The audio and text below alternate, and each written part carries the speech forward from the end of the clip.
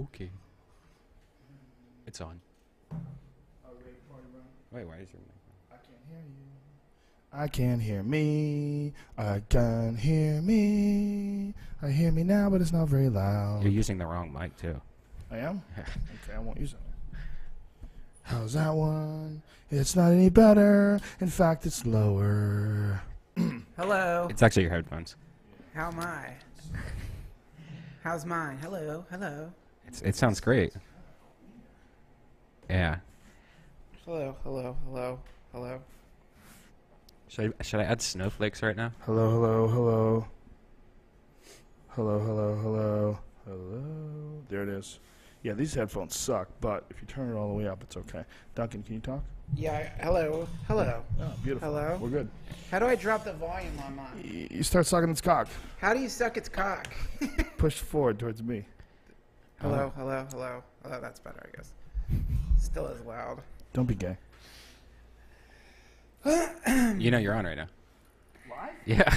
How dare you? I said that like 10 minutes ago. No, you didn't. Yeah, you were like, just tell me when. And I'm like, all right, ready, go. Dude, you got to do a better job than that. That's preposterous. Preposterous. We're all smoking weed. We don't know what the fuck is going on. How dare you, sir? When I say it's gay, I spelled it G-H-E-Y. No take backs. The Joe Rogan Experience is brought to you. We're about to have new sponsors. We've got something really cool lined up. Very excited in the video game world. Very excited. Really? Yeah.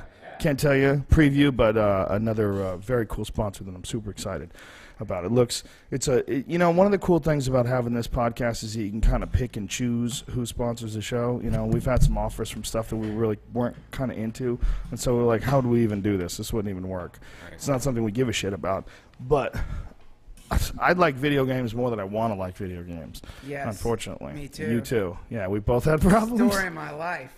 So we're gonna help contribute to a lot of people's addiction soon. Really cool. Is it? Please a lot of tell it is me iPad. it's Diablo. I can't tell you shit. A lot of them are iPad based though. It's really cool. The iPad. The cool thing about the iPad is it's a gyroscope or whatever the fuck you call it. It detects motion. It's Euro. So you can. Is it Euroscope? Like a sandwich? And you can drive cars and do all kinds of things just by moving the pad around. It's a fucking incredible device, really. Have you seen those remote control planes that you can fly with? Yes. So cool. I have. Quadricopters. Our original sponsor, though, is the Fleshlight, the first one, the one back when we were snowflakes in the back of a Ustream page on a laptop. Back in the day, 200 episodes ago, by the way, folks. That's like 600 hours of listening to you talk. It's preposterous. I don't have that much to say. People say you repeat shit. I'm like, what the fuck do you think, man? Come on, dude. It's not like we're talking about the news. You know, we're talking about some pretty preposterous shit that I think about all the time. And I repeat things to myself all the time. I have a certain amount of memory. And it's all taken up by the Fleshlight, ladies and gentlemen. If you go to joerogan.net and click on the link for the Fleshlight, enter in the code name Rogan, you will get 15% off. A very solid product. A product that, if I left you alone on an island for 1,000,000 years with all the tools in the world, you would never be able to figure out. You'd never be able to figure out how to make a fleshlight, okay? You wouldn't. It'd be like out of salmon. Yeah, of the average person, you would never figure it out. Yeah, and then you get those little bones in you and shit. You would wrap some bamboo like leaves around a salmon. You know what you would never figure out also? Vitamins. You would never figure out Alpha Brain. You would never figure out New Mood. You would never figure out Shroom Tech Sport or Shroom Tech Immune. All of these are what we call nootropics, except for Shroom Tech. That's a little bit of a nootropic, but also more of something that aids your immune system and your athletic performance. There's all the explanations for all these various products is available on onnit.com. That's ONNIT. Check out Alpha Brain. That is the cognitive enhancing supplement. New Mood is the 5-HTP and L-tryptophan supplement. Both of those things are great for boosting your own body's production of serotonin, which can actually put you in a better mood, believe it or not. A lot of the way you feel is fucking chemical. And of course, a lot of it is that people are depressed because their life sucks. A lot of us are wage slaves, let's be honest. Sure. That's not good. And I don't think taking pills while that's going on just to try to trick yourself into thinking that everything's groovy, I'm not a really big believer in that either. I'm much more of a proponent of, get your fucking life in order and you'd be amazed at how much better you feel.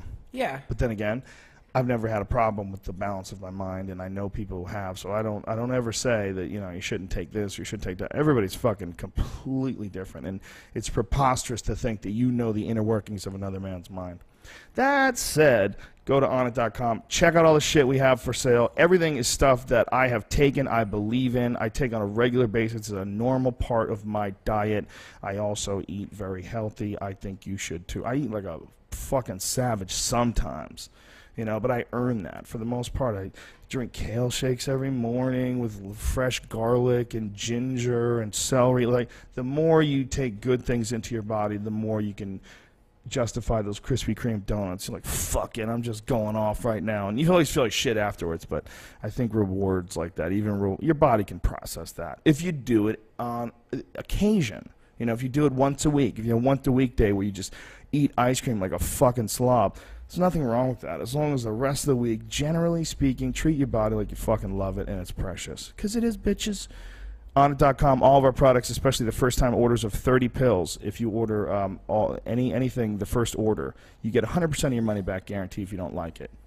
And that doesn't mean 100% if you return the product. It means 100% even if you eat it all. And you go, you know what? This isn't what I thought it was going to be. What is it going to be? It's going to make your brain feel sharper. That's what Alpha Brain does. It's not magic. It's nothing like new. What is that movie? Who was it? What's his name? Cooper. Limitless. It's not going to turn a moron into a brilliant person, but it will affect the way your brain moves. I like it. It makes me feel better. Makes my brain work better. Go to joerogan.net, click on the link for Alpha Brain, and use the code name Rogan, and you will get 10% any and all orders, not just your first one. All right, bitches. It is podcast number 200. Wow. What a fucking trip. Podcast by night, all day.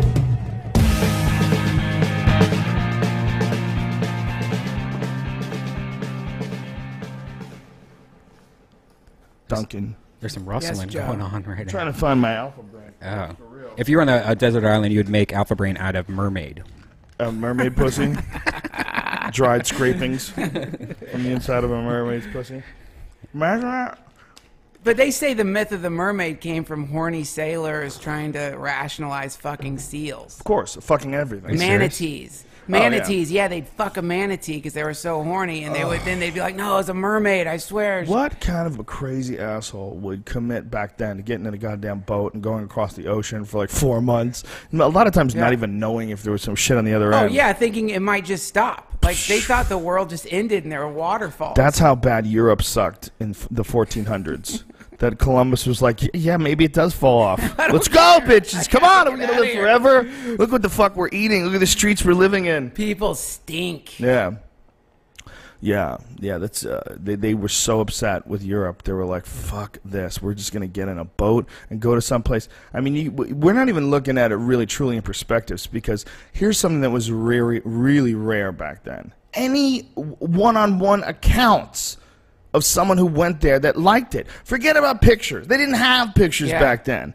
Would you see some drawings? No, you didn't even talk to one guy probably that went over there himself and had a wonderful and prosperous life and was telling you, listen, there's land to be had. It's a great time. Come on over. I mean, what a great mass of movement of humans in such a short period of time. The population of the North American continent. You know, and the fact that there was already a small group of nomadic people that were living here, and they were just completely overwhelmed by the volume and the numbers. I think there was a lot of them in North America. I think there was a lot of Native Americans and indigenous people. Well, when you say a lot, was there like millions? Let me say, even if there was a lot, it's nothing in comparison to what it is like right now. Like there's never been population numbers like this anywhere, right? Where has there ever been a place where there was virtually no one, and then immigrants all came in, and then within a few hundred years there was 300 million of them? Nope. No, right? I mean, unless it like was pre-flood before the last meteor impact or something like that. Maybe. I wonder how many Native Americans there were before they were killed and pushed back, and that must have been unbelievable for them.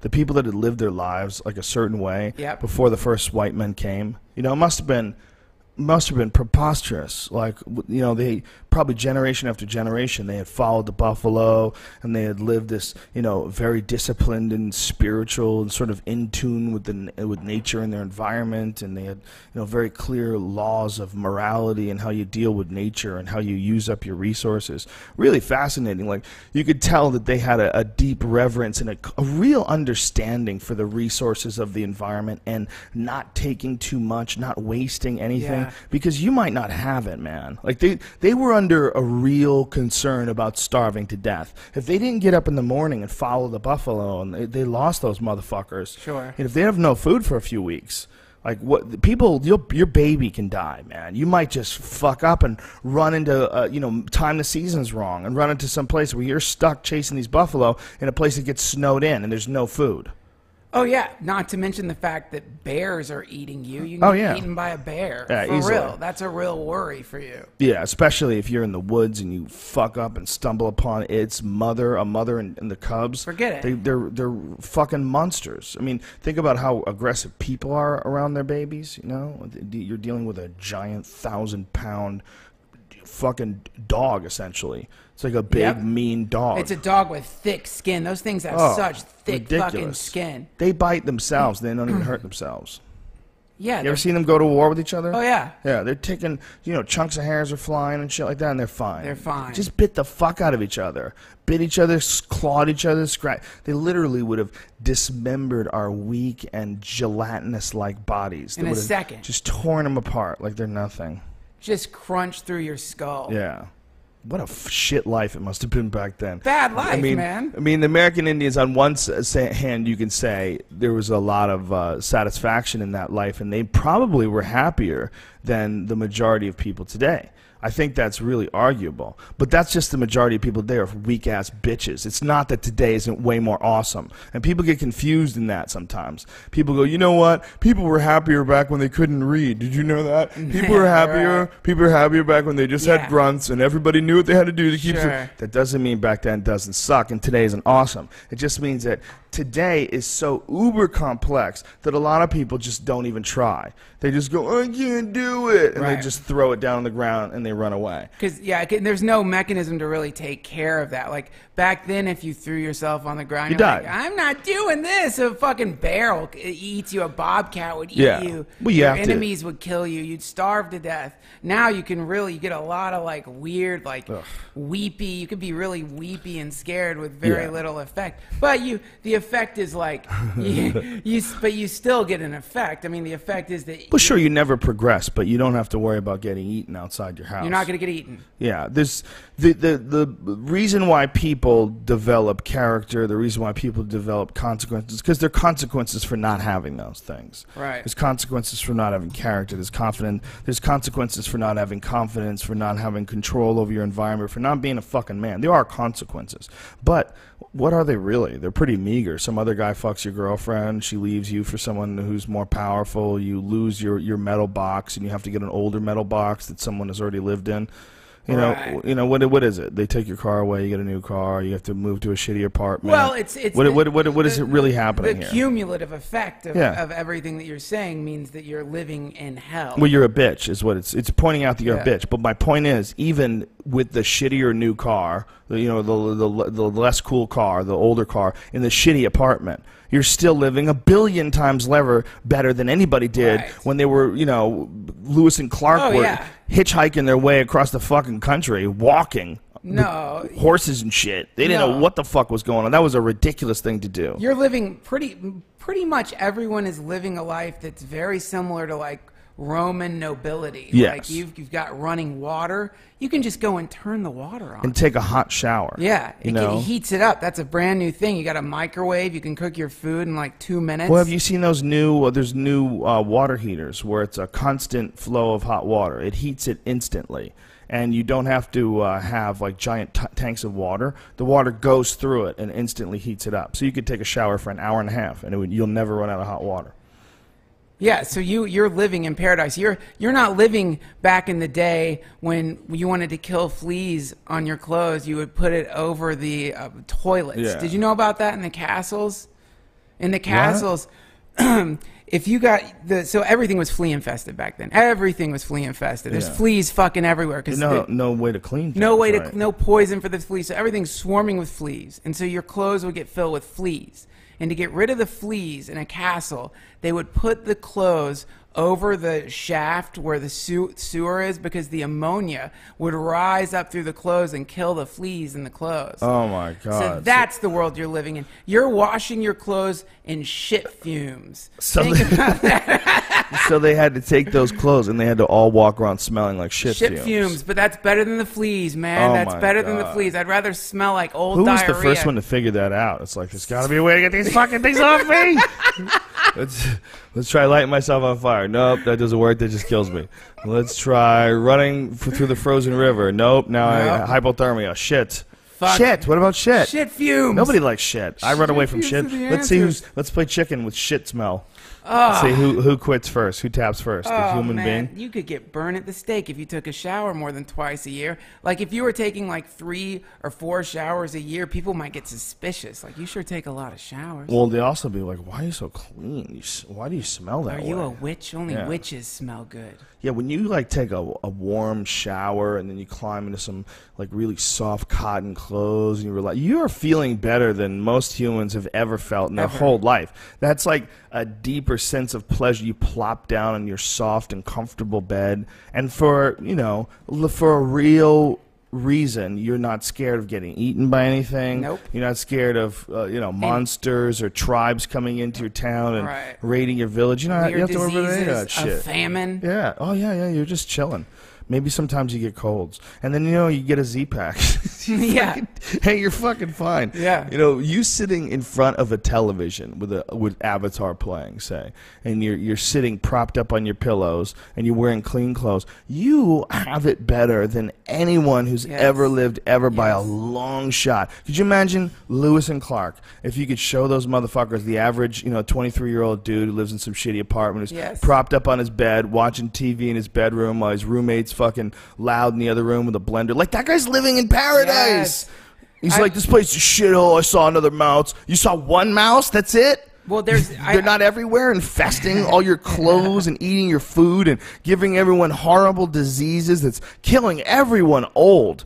Everyone with a weak immune system is just fucking dead. There's nowhere to put the bodies, so they stack them in the streets. Then the rats get infested with it, and then the rats start spreading it all over town. And then you have the Black Plague. Yep. Oh, you saw a mouse?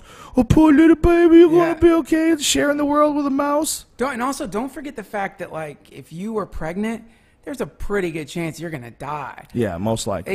You're gonna die when that thing comes out of your pussy. Like, it's just gonna split you in half, and there's no antibiotics, and the baby's probably gonna die too. Well, during Rome, the infant mortality rate was 50%. 50%. Half the babies died. And, that's one of the things when you read about, like, crazy stories of the Bible. We've talked about this before, about how everything was so violent and so crazy. And people say, well, this is really a book of God and a book of religion. Why would it have such gratuitous violence? And why would violence be condoned? Well, I don't even think we could wrap our heads around how hard life was. Yeah. Back when they wrote the Bible. Right. I mean, and even the New Testament, even, with Constantine and the bishops, when they reworked the New Testament, that's still ridiculously hard. It's a terrible life back then, I think they probably needed religion back then. I mean, think about how easy life is today, and there's so many people that need a safety net. So many people that are terrified. So many people that want sanity to this, and they seek that sanity in really ridiculous mythology.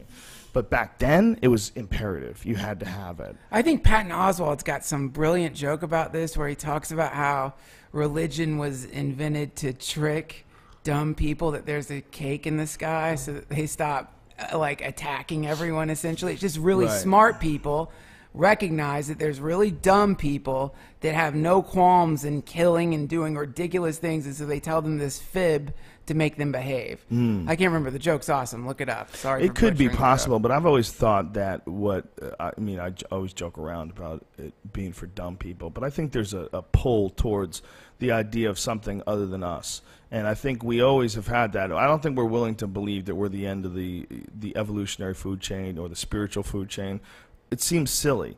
It seems much more likely like there's something above us. We just can't even communicate with it. We're just the same way ants can't tell you stories. Yes. We're not able to communicate with something that's the next level of existence. Well, yeah, especially when we're so confused by our environment and we're sad and distracted. I mean, the thing that you were talking about initially is something I read this. The Dalai Lama was in Beverly Hills talking to like some rich people and in their house, like doing a home visit. And he said to them, you know, here we are, you're in Beverly Hills, you have your mansion and all your things, but why are your medicine cabinets filled with antidepressants and Valium and anti-anxiety medication? Even with all this stuff, you're still experiencing mental turbulence to the point where you're depressed. If people are still caught up in that place, it's going to be very difficult for them to transcend it to a point where you could communicate with some higher intelligence. How are you going to do that when you're caught up in some ridiculous perception of the world, where you're addicted and attached to material things, where you're stuck always wanting some new thing, which just makes you perpetually insane, you know? Well, that's for a lot of people, that becomes their focus. You know, I think the human beings, you know, you can look at the shallowness of the materialism and you could say, God, it's so shallow. God, it's so silly. But, oh, yes, and yes. But what is it really? What's going on really? Well, human beings are constantly trying to achieve things. I mean, that's the point of staying alive. The point of staying alive is you have to achieve success out there while you're hunting, success while you're fishing. There's a reason why hunting and fishing is so satisfying. I haven't been hunting. I plan on going very soon, but I'm going to go with Steve Rinella, the guy from that Meat Eater show. Wow. We're working it out, yeah. Name dropper. Hey, I name dropped the fuck out of him. I don't even know who that is. Yeah. Meat eating show. We're gonna hunt bears in Alaska. Wow. Yeah, what the fuck? Anyway, how did I get onto that? I got scared. I just got scared. What'd you get scared of? Bears in Alaska. What were we talking about just before that? Well, we're talking about materialism. Oh, that I think that it's this. Oh, that's right. The reason why it's so satisfying. I did get scared thinking about bears in Alaska. You should. The reason why it's so satisfying hunting and fishing is because those tasks are. That's a prerequisite for staying alive for the longest time. Yeah. For the longest time, the way we stayed alive is we had to go out and gather our food. Yeah. It feels good to pick food. Like if you find some blueberries somewhere and you pick them, there's like this weird joy that comes with finding a meal outside. That is a natural reward system that's put in place to ensure our survival. Now, when there are no hunting and gathering tasks to get, when it's so easy to just walk to the store and get meat, the choicest meat, and it takes literally seconds. Can I have that big, perfectly aged hunk of flesh that has no diseases on it, ready to cook right away? And, you know, can I have this milk that's been homogenized and pasteurized and there's no chance of killing me, and it can sit on the shelf for weeks? And can I have this cheese that's also the same? It's very resistant to mold. And, oh, look at this. Fresh vegetables that are genetically modified, and that you can grow tomatoes in the middle of the fucking winter outside. You know, all of it is incredible. Well, but it's so easy and so accessible that there's no reward. You're not getting that reward. Right. So people are just, they're being gluttonous. Unlike the Native Americans, who the flesh was so important to them, the kill was so important to them, everything was so sacred, they would use every single part of the animal to honor that animal, and they wanted to keep this relationship with the buffaloes and with the deer and all the animals that they needed to sustain them. For us, that system is hijacked. It's hijacked by sports cars. It's hijacked by getting ahead, getting a house in the Hamptons. It's hijacked by having a boat. Sure. It's hijacked by all the things that you can reward yourself. For women, maybe it's jewelry or shoes. Where when it's shoes, a lot of women, they become obsessed with fucking handbags and shit. I was reading about this woman who was some super billionaire's daughter, and he's, I guess he's like super ridiculously wealthy. She has a $1 million bathtub that's made out of crystal. Mm-hmm. Like she has a bathtub that is $1 million, and they imported it from Mexico. It's her bathtub. $1 million. That's like an awesome house. $1 million. Yes. She has this incredible supply of handbags, just millions of dollars worth of handbags, millions of dollars worth of shoes, literally millions of dollars worth of shoes. You know, there's people that they get crazy and start buying high-end handmade watches that are $1 million. And they look like a fucking Timex. Yeah. I mean, I'm exaggerating, but they don't look. This watch is it's called a TW Steel. Yes. It's a nice watch. It's like $150 on Amazon.com or something like that. For me, it's perfect. It's like cool looking. I like it. It's not flashy. It's not like I'm trying to stick it in your face, but I like the way a good machine looks. You know, something that's designed well. Yes. And that's what that looks like. But some people will get crazy and they'll take it to, I want the finest watch constructed in the most difficult manner, like in a bottle. I want them to make the watch in a bottle with tweezers, you know, and I want it to be all magnetized and all of it's titanium and hand carved, and get the fuck out of here. Is it made in the bottle so no dust gets in it? Is that the reason for that? I just made the bottle part up. It's like making a ship in the bottle. Why the Right. fuck would you make a ship in the bottle? It's stupid. Who cares? It's harder for you. It's a well, challenge. making a challenge. regular fucking chip is like whatever. It's like a I'm puzzle. not good. It's a mystery. I'd say make something better that's you know, right in front of you, stupid. Why are you making things inside bottles?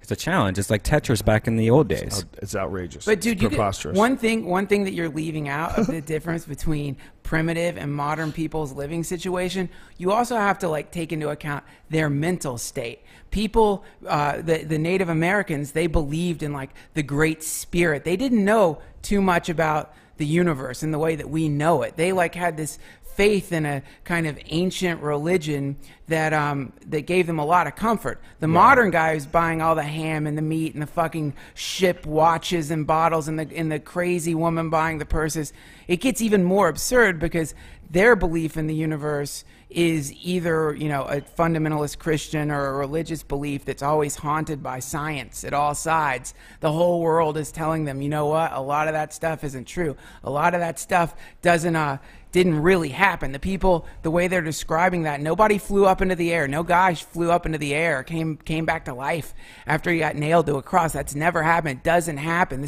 So their fucking the tenets of their religion are always getting attacked on all sides by science. And if you're not religious, then you exist, like if you're an atheist, then it gets even more weird. You're just some like super smart primate that's stuck on a ball. You're just some like tiny thinking little primate bug thing that the force of gravity is keeping stuck to the ground on a planet spinning around, like your joke, spinning around a ball of fucking fire. So it's like, if you don't really believe in God, then you're in this super absurd situation, which is, it's like, now I have infinite amount of food and whatever I want, but I'm just some absurd little speck of something. You don't have to believe. I mean, not all atheists think that, by the way, but it is an absurd place to get to. I maintain that the reality of living on a planet in orbit around a star in a galaxy in a universe is so preposterous and bizarre and strange that it doesn't matter if you call it, you know, big thunder god in the sky. It doesn't matter if you're, you know, you have some mythology attached to it. The reality is your perceptions, your own perceptions of it are so abstract. Yep. There's not something, you'd have to fucking bend to space. You'd have to like go to a planet or at least orbit the moon or something. Just really wrap your fucking head around the fact that there's some other shit out there. It just seems like you're telling me it, but it's abstract. I know the numbers, hundreds of billions of galaxies, 14 billion. I know the numbers. They're abstract. It sounds to me, it doesn't sound real.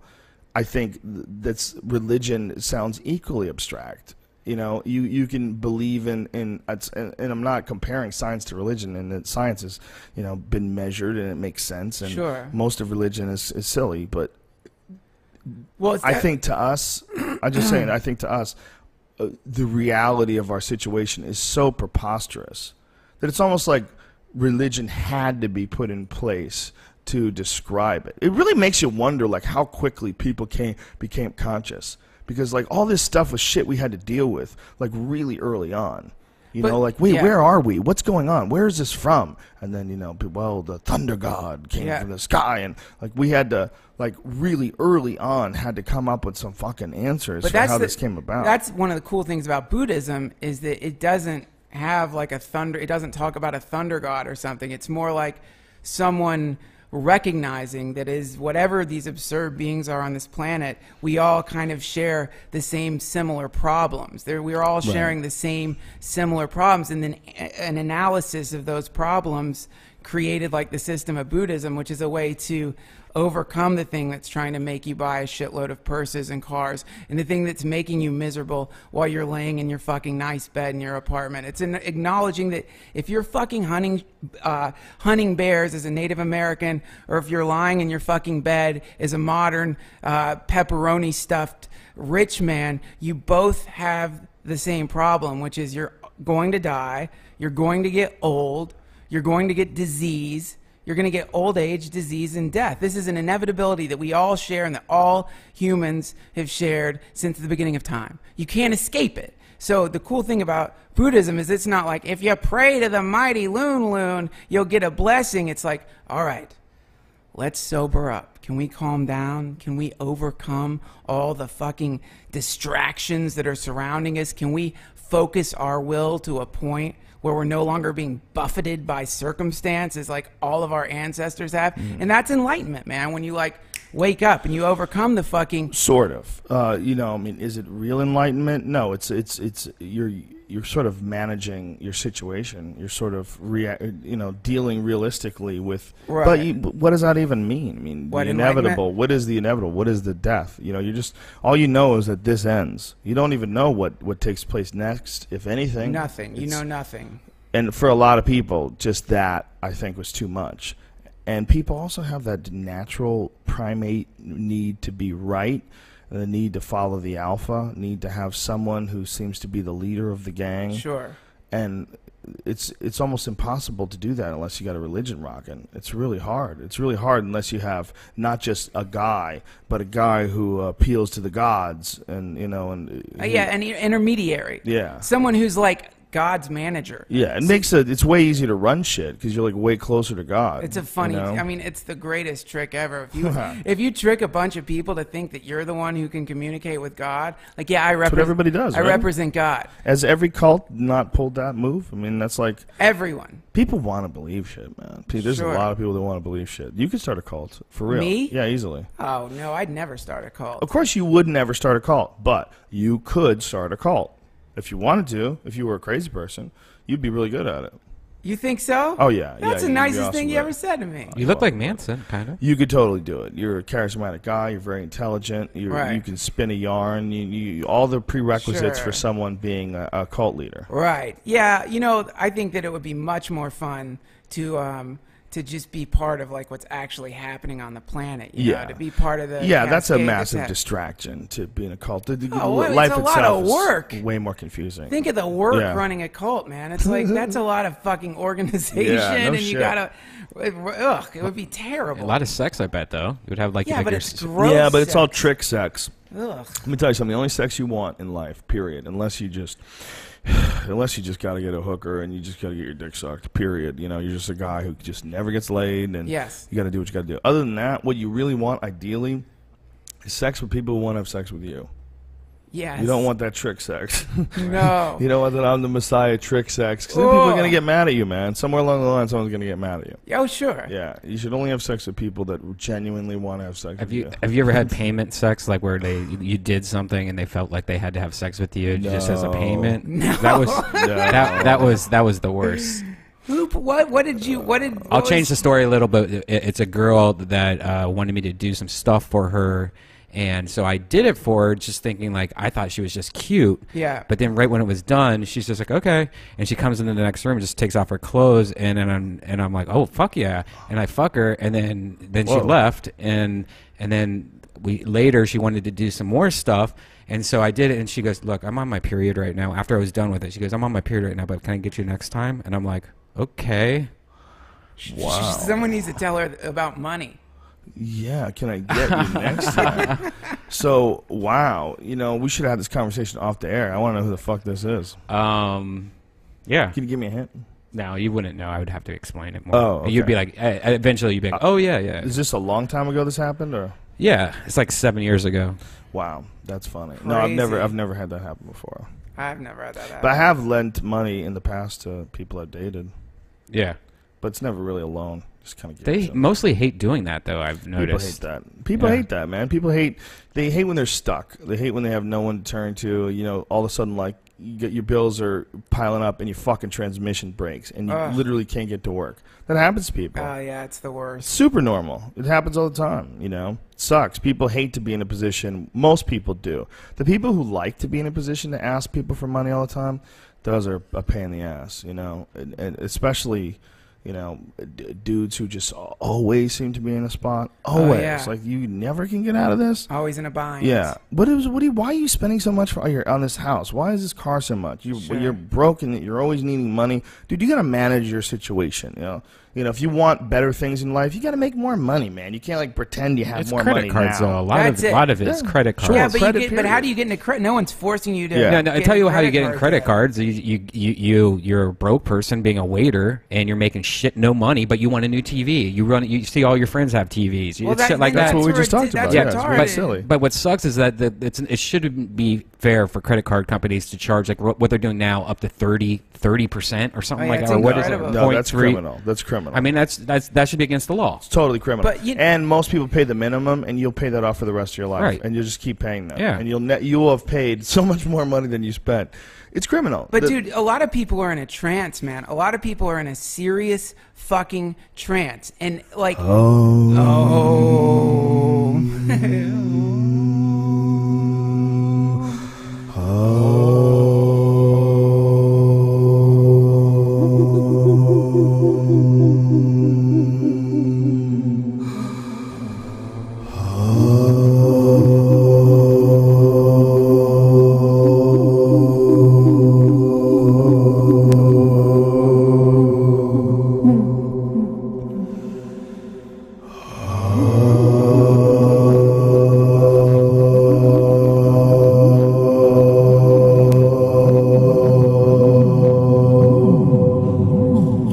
just like that, we change the environment of the room. Yeah, that's cool. Change the environment of the show, ladies and gentlemen, just like that. Amazing. We brought you down Freak Lane. Freak Lane. Took you down Freak Lane. That was like we do a podcast at Death Squad called Bonezo with Brendan Walsh, and they do that every episode where they do they do things like that. Like they sit there for like 5 minutes, like making crazy noises for no reason at all, out of nowhere. I bet that would be a funny podcast because Brendan Walsh is a funny motherfucker. He's a funny guy. By the way, there's a podcast, a whole network of them called Death Squad that we're also involved in. Brian runs all of them, and they're all on iTunes and all for free. And they include the Ice House Chronicles, which I think is one of the best podcasts we do. And what the Ice House Chronicles is, we're actually going to do one after I do this podcast with Duncan. And what it is while the show is going on at the Ice House, we also come over here and we fuck around and talk shit and have a podcast. It's great. It's a lot of fun. And it's a real green room. Like, it's an actual green room of the show. Like, you'll see people saying, like, oh, shit, am I on? Am I on now? And then they'll run out of the room and go on stage. Yeah. It's really cool. You know, I like that Paul Provenza show, The Green Room. I enjoy whenever you can get, you know, Stanhope and Dave Attell and Janine Garofalo in a room together and let them argue. Yeah. And Jamie Kilstein and whoever was in that. You know, I enjoy that. But this is a real green room of a real show of a bunch of guys who work together on a regular basis. And you're not going to get any weird awkwardness or people, you know, that are attacking people. Most of it is just a lot of fun. Yeah. But occasionally, Brian will bring someone in here, and you go, "What the fuck are these people, Brian? Yeah, who is this chick?" We've had only 4 really major incidences. Yeah, but those have been people love those. They love those moments. Yeah. Well, we've had a few incidents where Brian brought people in, but you're like, "This person she can't talk anymore, Brian. Like, you gotta get this person out of here." You know, who? Oh, I can't tell you. But this, you know, he knows people in some shady businesses. I keep on running into shady shit. Shady shit. Yeah, that's a lot of it. I think in the future, like, I'm ready to completely do something. I thought about this the other day. I'm ready to date somebody that I would have dated when I was 21. Like when I was 21. Why don't you date someone that you should be dating when you're 37? You crazy asshole. No, because that's even scarier. 37-year-olds in Los Angeles. That's the scariest bottom of the weird.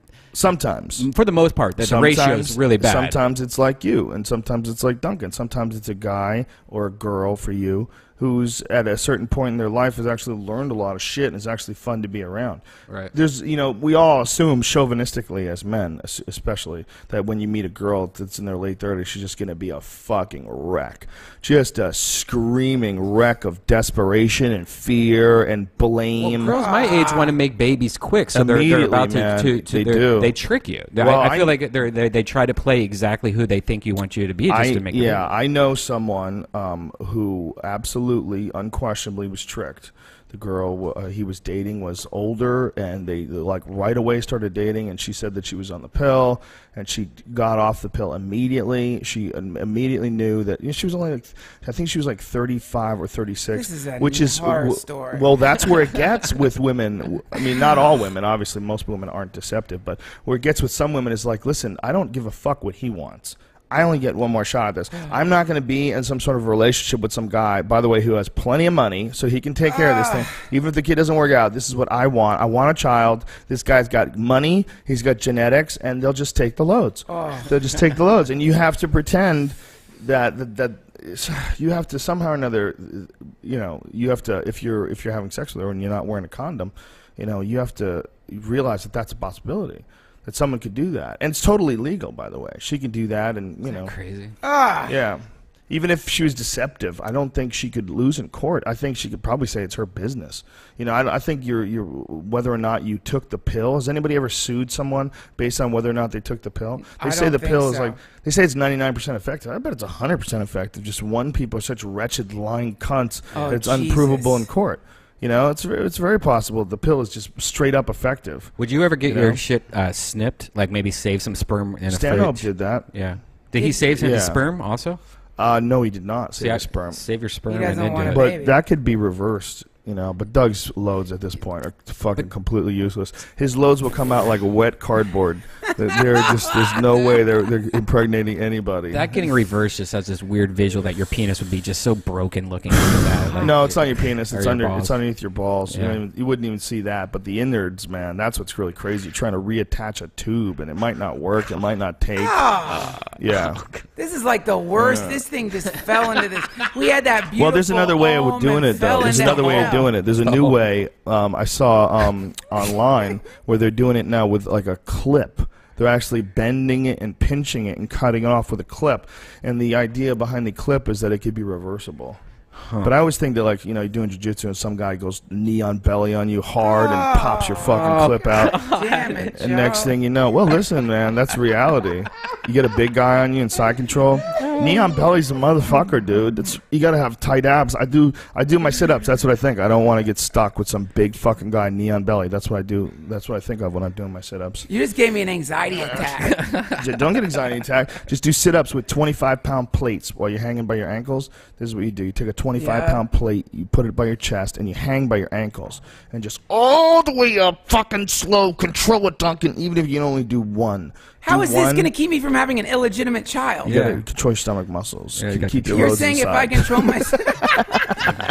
I'm going to teach you about ball kegels. That's the next thing I'm going Kegels? to teach you about, how to kegel your balls. I want to know. You know, women do kegels to keep their Yes. pussy tight. Apparently, you could do that to close your sperm down. Shut the troops down. Just come on, boys. It's a really weak muscle. If you try to squeeze your dick muscle right now, like as you're sitting here, just go like this. Try to.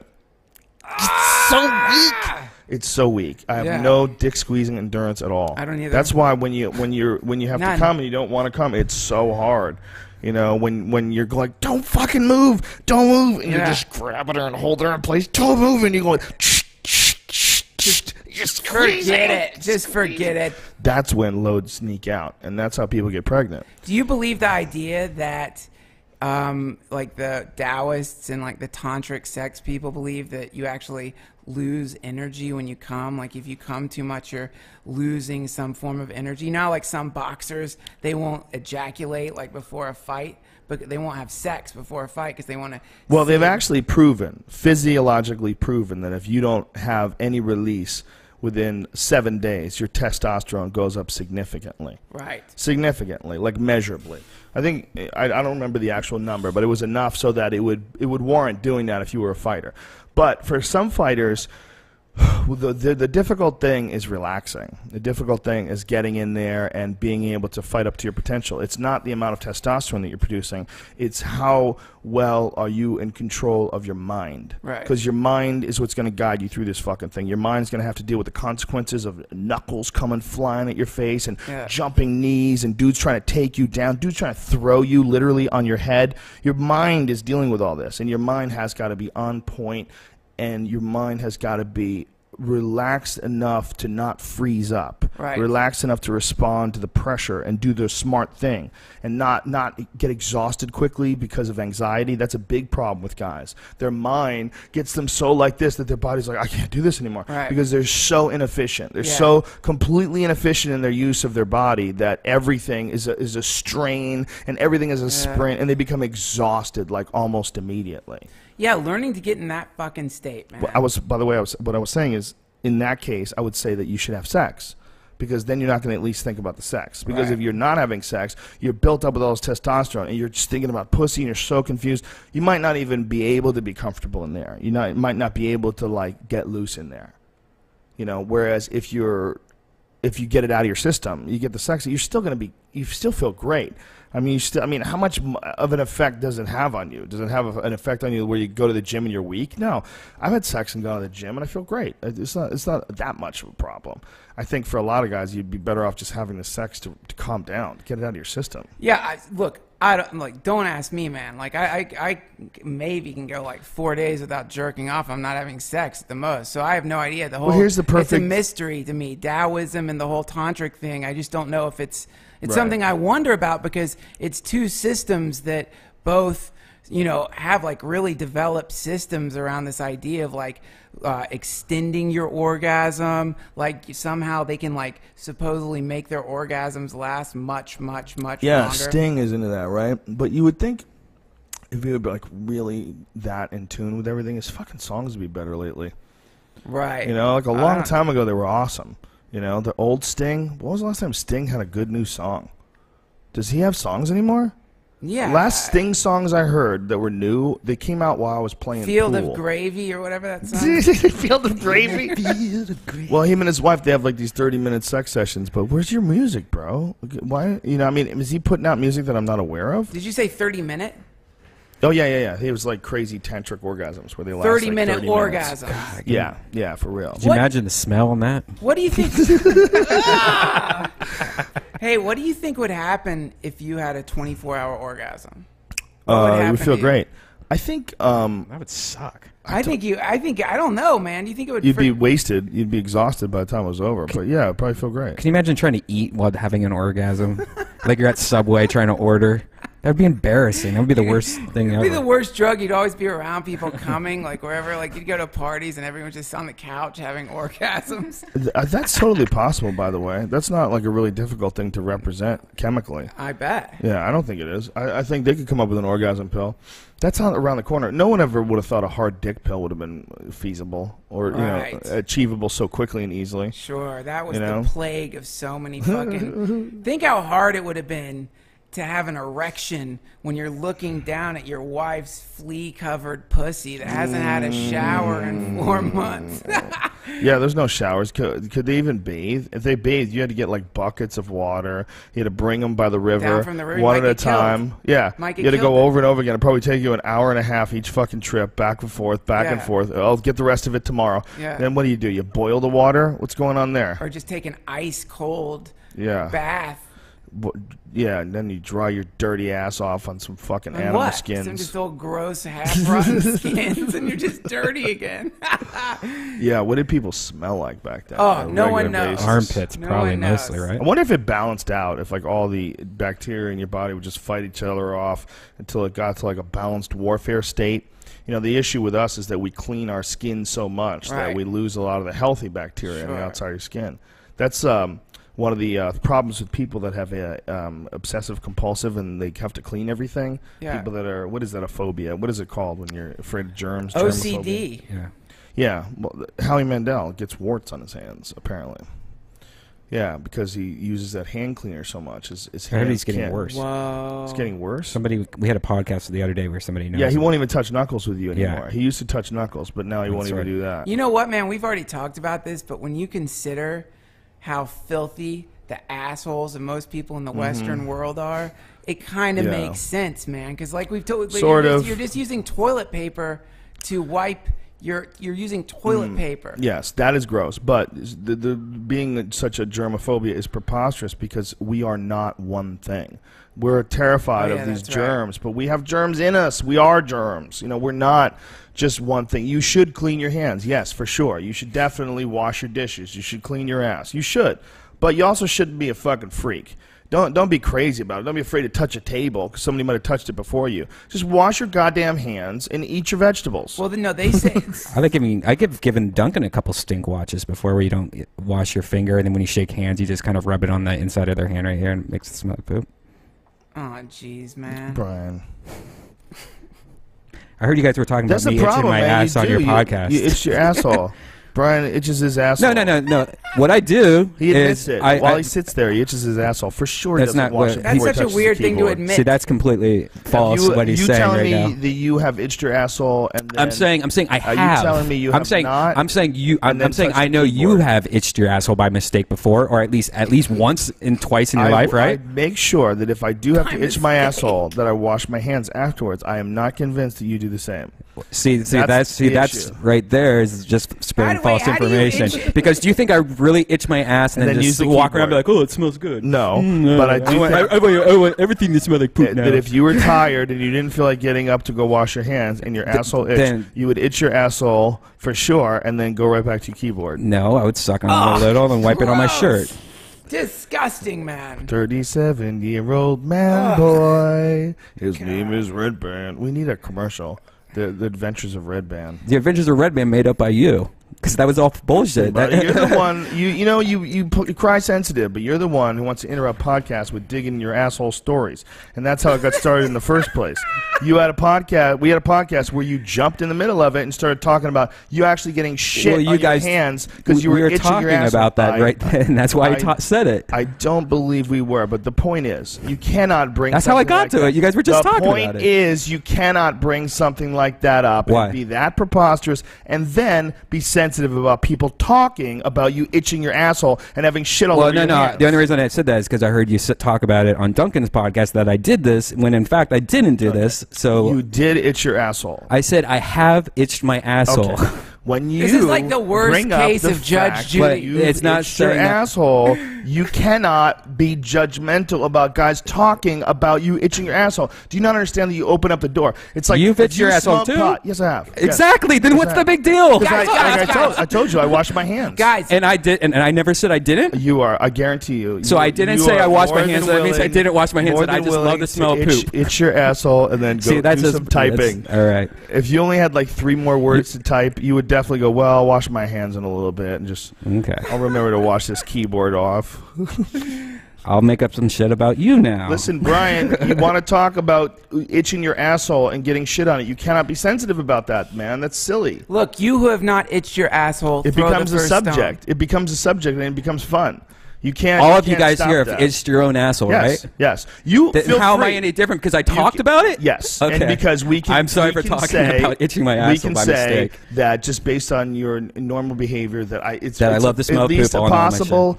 It's a possible I get it. example that you could have itched your asshole and then not gone to the bathroom and washed it. It's very possible. That's very possible. So that's what we made fun of, dude. So fucking relax. No, you're saying it as if I did, though. No, I'm not. I'm You saying did on your probably podcast, I did. heard. Well, we said you itched your asshole and then didn't wash it and then touching everything. Yeah, that's what we said. That's possible. That's why it's funny. Okay. We don't know, obviously. We weren't there while you were itching your asshole and touching things. It's it's- called goofing on you. You can't goof on yourself in front of us like that and then expect us not to also do the same thing. If there's anything that we goof on about ourselves during the podcast, feel free to goof on it about us when we're not here. I mean, if you're doing it yourself, you can't be upset that other people are doing it. You're talking about digging in your asshole, getting shit all over your hands. You cannot be upset at other people laughing about that. If you want to, look, I've talked about the podcast about shitting my pants. I shit my pants driving home from Fear Factor once. Shit my fucking pants. Plop. Filled them up.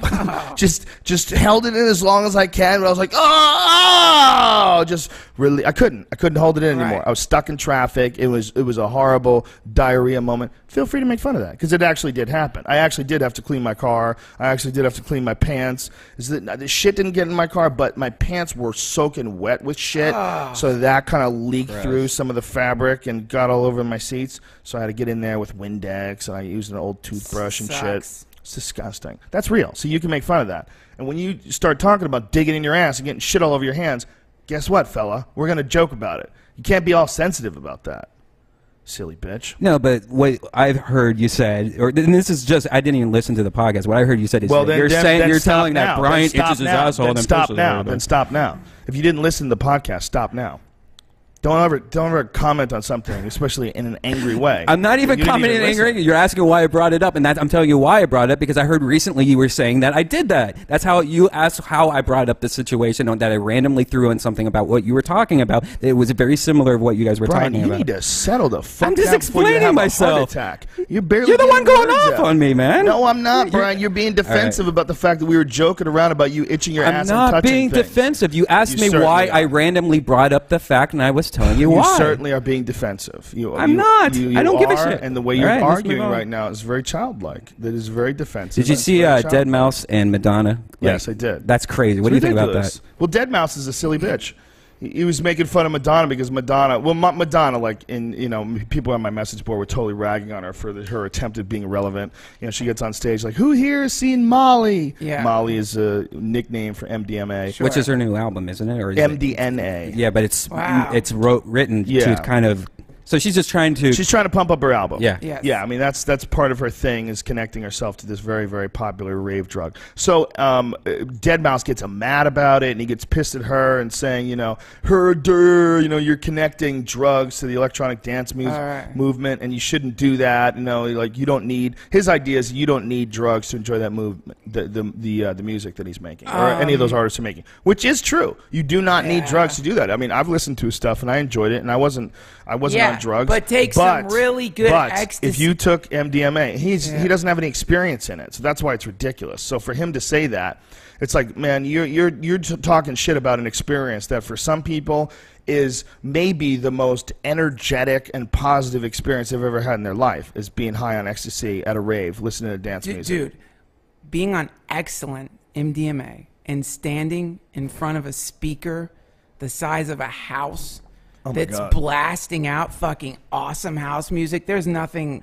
like that. It's the coolest That's thing the ever. best. That's what most people go to see that music, on Molly. That's the whole point of listening to the music. But what he's saying is it's giving his electronic music a bad name. Like you don't have to enjoy listening to that kind of music on Molly. But I think that's ridiculous. That's like saying reggae music without marijuana. That's like saying like rap without stealing a car. You're certainly not gonna. That is something I remember that was like back in the day when I used to go to the raves. That was like one section of people who would go to the raves, and a very small one were a group of like connoisseurs of the music who didn't think that you should pollute your mind with the drugs and just purely enjoy the music. Well, the problem is we had Dead Mouse on the podcast. He was drunk as fuck, and he wouldn't stop smoking cigarettes. Oh, come on. He chain smoked cigarettes, and he was drunk as fuck. And I enjoyed hanging out with him. Don't get me wrong. I like the dude, but I think his whole thought process is really it's uninformed. And I think if he had experiences with psychedelic drugs and music, I mean, not that MDMA is a psychedelic. You could be...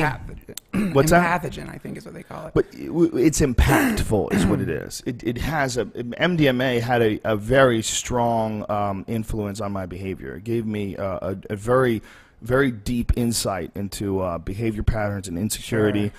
And I said on my message board, I was like, I think he could use some MDMA. I really think he could. Not that he's a bad guy, but I think that there's a lot of people. They have a certain amount of unnecessary anger inside of them, a certain amount of unnecessary judgment, and MDMA will knock that shit right out of you. It's such a loving feeling, and that's one of the reasons why they're using it for post-traumatic stress disorder for vets coming back from Iraq and Afghanistan. And that's a positive thing, man. That's a good thing.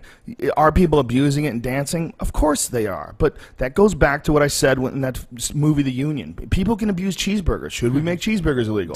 I could take a fork and stick it in my eye. Should we make forks illegal? But do you know how many people a year die from drinking? What the statistic is? It's 100,000. Yeah, between 70 and 100,000. And that doesn't even include drunk driving deaths, by the way. That's people who drunk themselves to death. Right. Yeah, people die from alcohol poisoning. People die from overdosing on alcohol. People die from sclerosis of the liver directly related to alcoholism. Sure. But MDMA is a small amount. It's like illegal drugs in this country is only like 12,000 people die a year. Yeah. The real problem is prescription drugs right now, which are overcoming drunk driving accidents as far as fatalities. Oh my God, those are the worst. People die from those left and right, man. But I have a friend who died. But I have a friend who died in New York, a pool player, and he was a great guy, and he was a straight edge. People. He was straight edge. He made fun of people who smoked cigarettes, and then all of a sudden he hurt his back. And when he hurt his back, he had he got on some oxycodones or one of those. And just, boop, that was it. See ya. Bye-bye.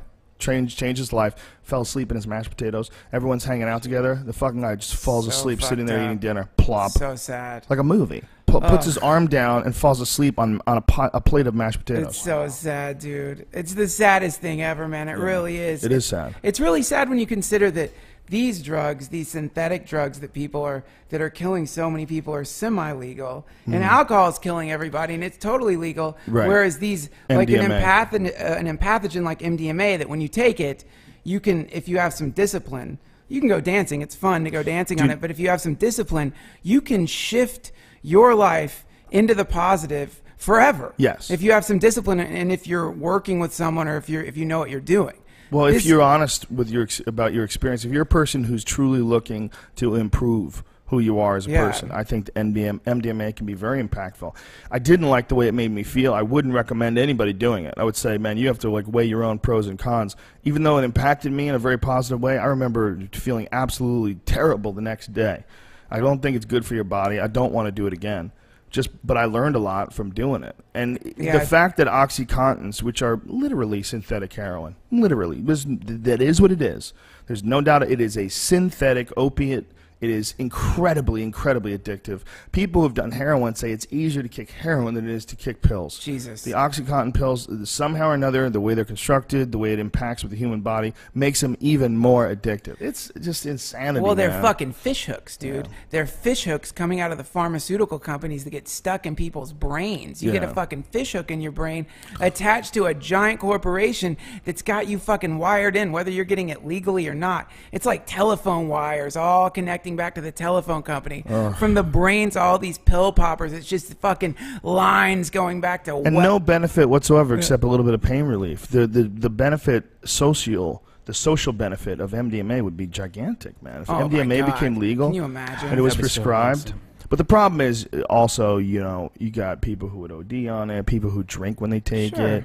There's a lot of different possibilities. People could fuck it up. They could fuck it up, but guess what? They get to, because it's their life and their body. Yes, and they can do that with alcohol. Yeah. And they can do that. The fact that there's all these laws against things like MDMA and mushrooms and things. Mushrooms are where it really gets crazy because you can't OD.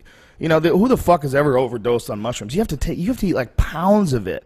The LD50 rate for mushrooms is really high. Like you got to be really trying to eat like to kill a garbage yourself. bag. I think it's like a garbage bag. Which, by the way, you could eat way less salt and you'd be dead. You could eat you don't even have to eat a pound of salt and you're fucking gone, man. Right. You ain't coming back. If you ate a pound of salt and you just sat there with a tablespoon and just started eating salt and you ate a whole pound bag, that's it. That's a wrap, kid. See ya. You're dead. You're dead. Yeah, you could die from drinking water. Remember we were in Sacramento and that lady died in a contest? I remember when that happened, man. It's so sad. That happened to a frat kid, too. They were hazing a frat kid, and they made him drink water until he couldn't drink anymore, and he fucking died, too. You just die.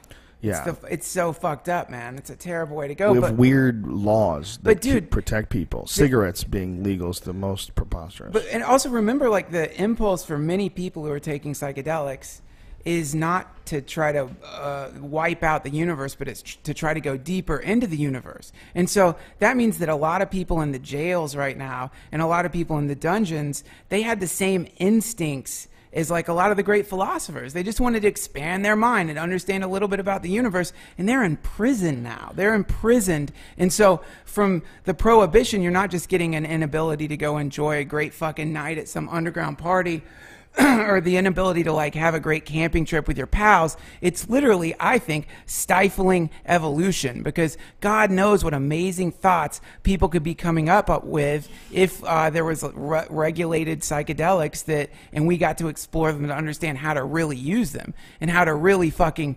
harness them to make us smarter. You know, this is something that's the birthright of humanity. All indigenous tribes have some form of psychedelic that they take. This is like the ancient people of the earth knew about this, peyote, ayahuasca, yet somehow in the modern age, they're keeping us from this experience that maybe is the thing that connected the Native Americans to the earth that you were talking about in the beginning. Maybe it is the thing that made people not so fucking fixated on material possessions, you know? But it's why we have a prohibition happening now. It's the Dark Ages. It's like, imagine if there was a book, just some book, and inside of it was amazing information that will teach you how to overcome your ego, that will connect you with your brothers and sisters around you. There's this amazing book, and it's surrounded by a fence that the government's erected, and they're like, sorry, can't read that fucking book. Can't read it. It's illegal. You read that book, you're going to the dungeon. If we catch you distributing this book, copies of this book, we put you in the dungeon. It doesn't make any sense, man. Why aren't they letting us read that fucking book? I don't know anyone who died on mushrooms. I don't know anyone where anything bad happened to them on mushrooms. Nobody. I've never heard it. I'm sure it's out there, but I don't. I've never heard it. I've heard never bad, heard a anybody lot of dying. things bad on mushrooms. Like, yeah, but those people were all bitches.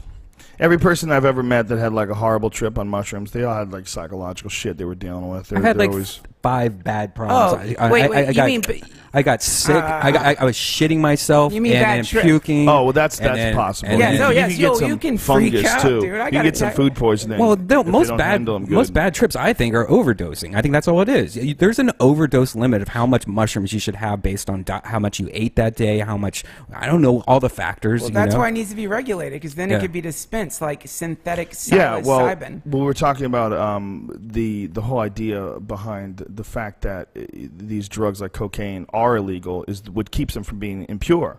You know, everyone cuts them up. Everyone adds all this stuff to them. You couldn't do that if it was sold by Coca-Cola. If Coca-Cola was selling cocaine. Sure. You know, you would have to have the ingredients listed right there on it. You would know exactly what it was. They would have to sell you actual cocaine. You know, but when you're buying it from some fucking kid at a rave, he's calling it MDMA. I hope he's right.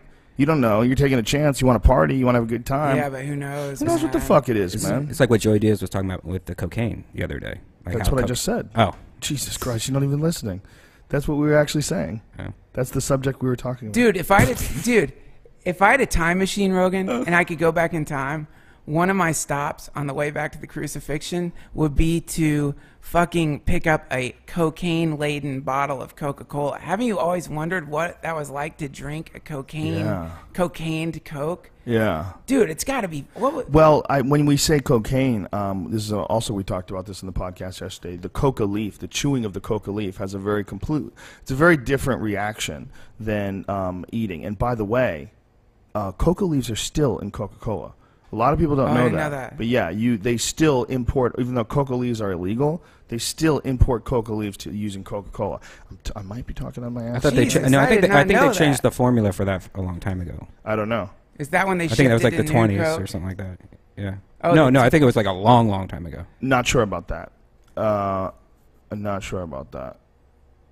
But anyway, my point is the coca leaf, which they had that Yes. was an ingredient, Sure. right? But were they using cocaine as an ingredient, or was it just the coca leaves? I don't know. I mean, wasn't Sherlock Holmes addicted to cocaine in those books? I think it was... a lot of guys were. Yeah. I thought it was morphine. It wasn't. Is it morphine? I can't remember. Or was that Wyatt Earp? Or- Wyatt Earp used to go to morphine dens. Probably. People were... Yeah, and they had opium dens. Yeah. And I think Freud was really into coke. I think they were, like, blasting themselves with coke. Everyone... And it was totally legal.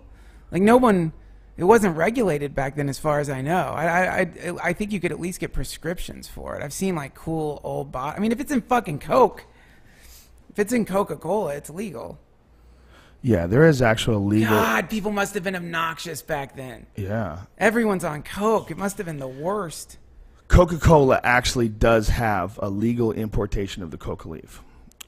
Still? Yes. Wow. Coca and Coca-Cola, the Coke formula is one of the most closely guarded corporate secrets in America. The company concedes that using a decocainized flavor essence in the coca leaves is one of the few Coke ingredients the company will publicly acknowledge. So they are using an actual extract of the coca leaf that has no cocaine in it. So I was right.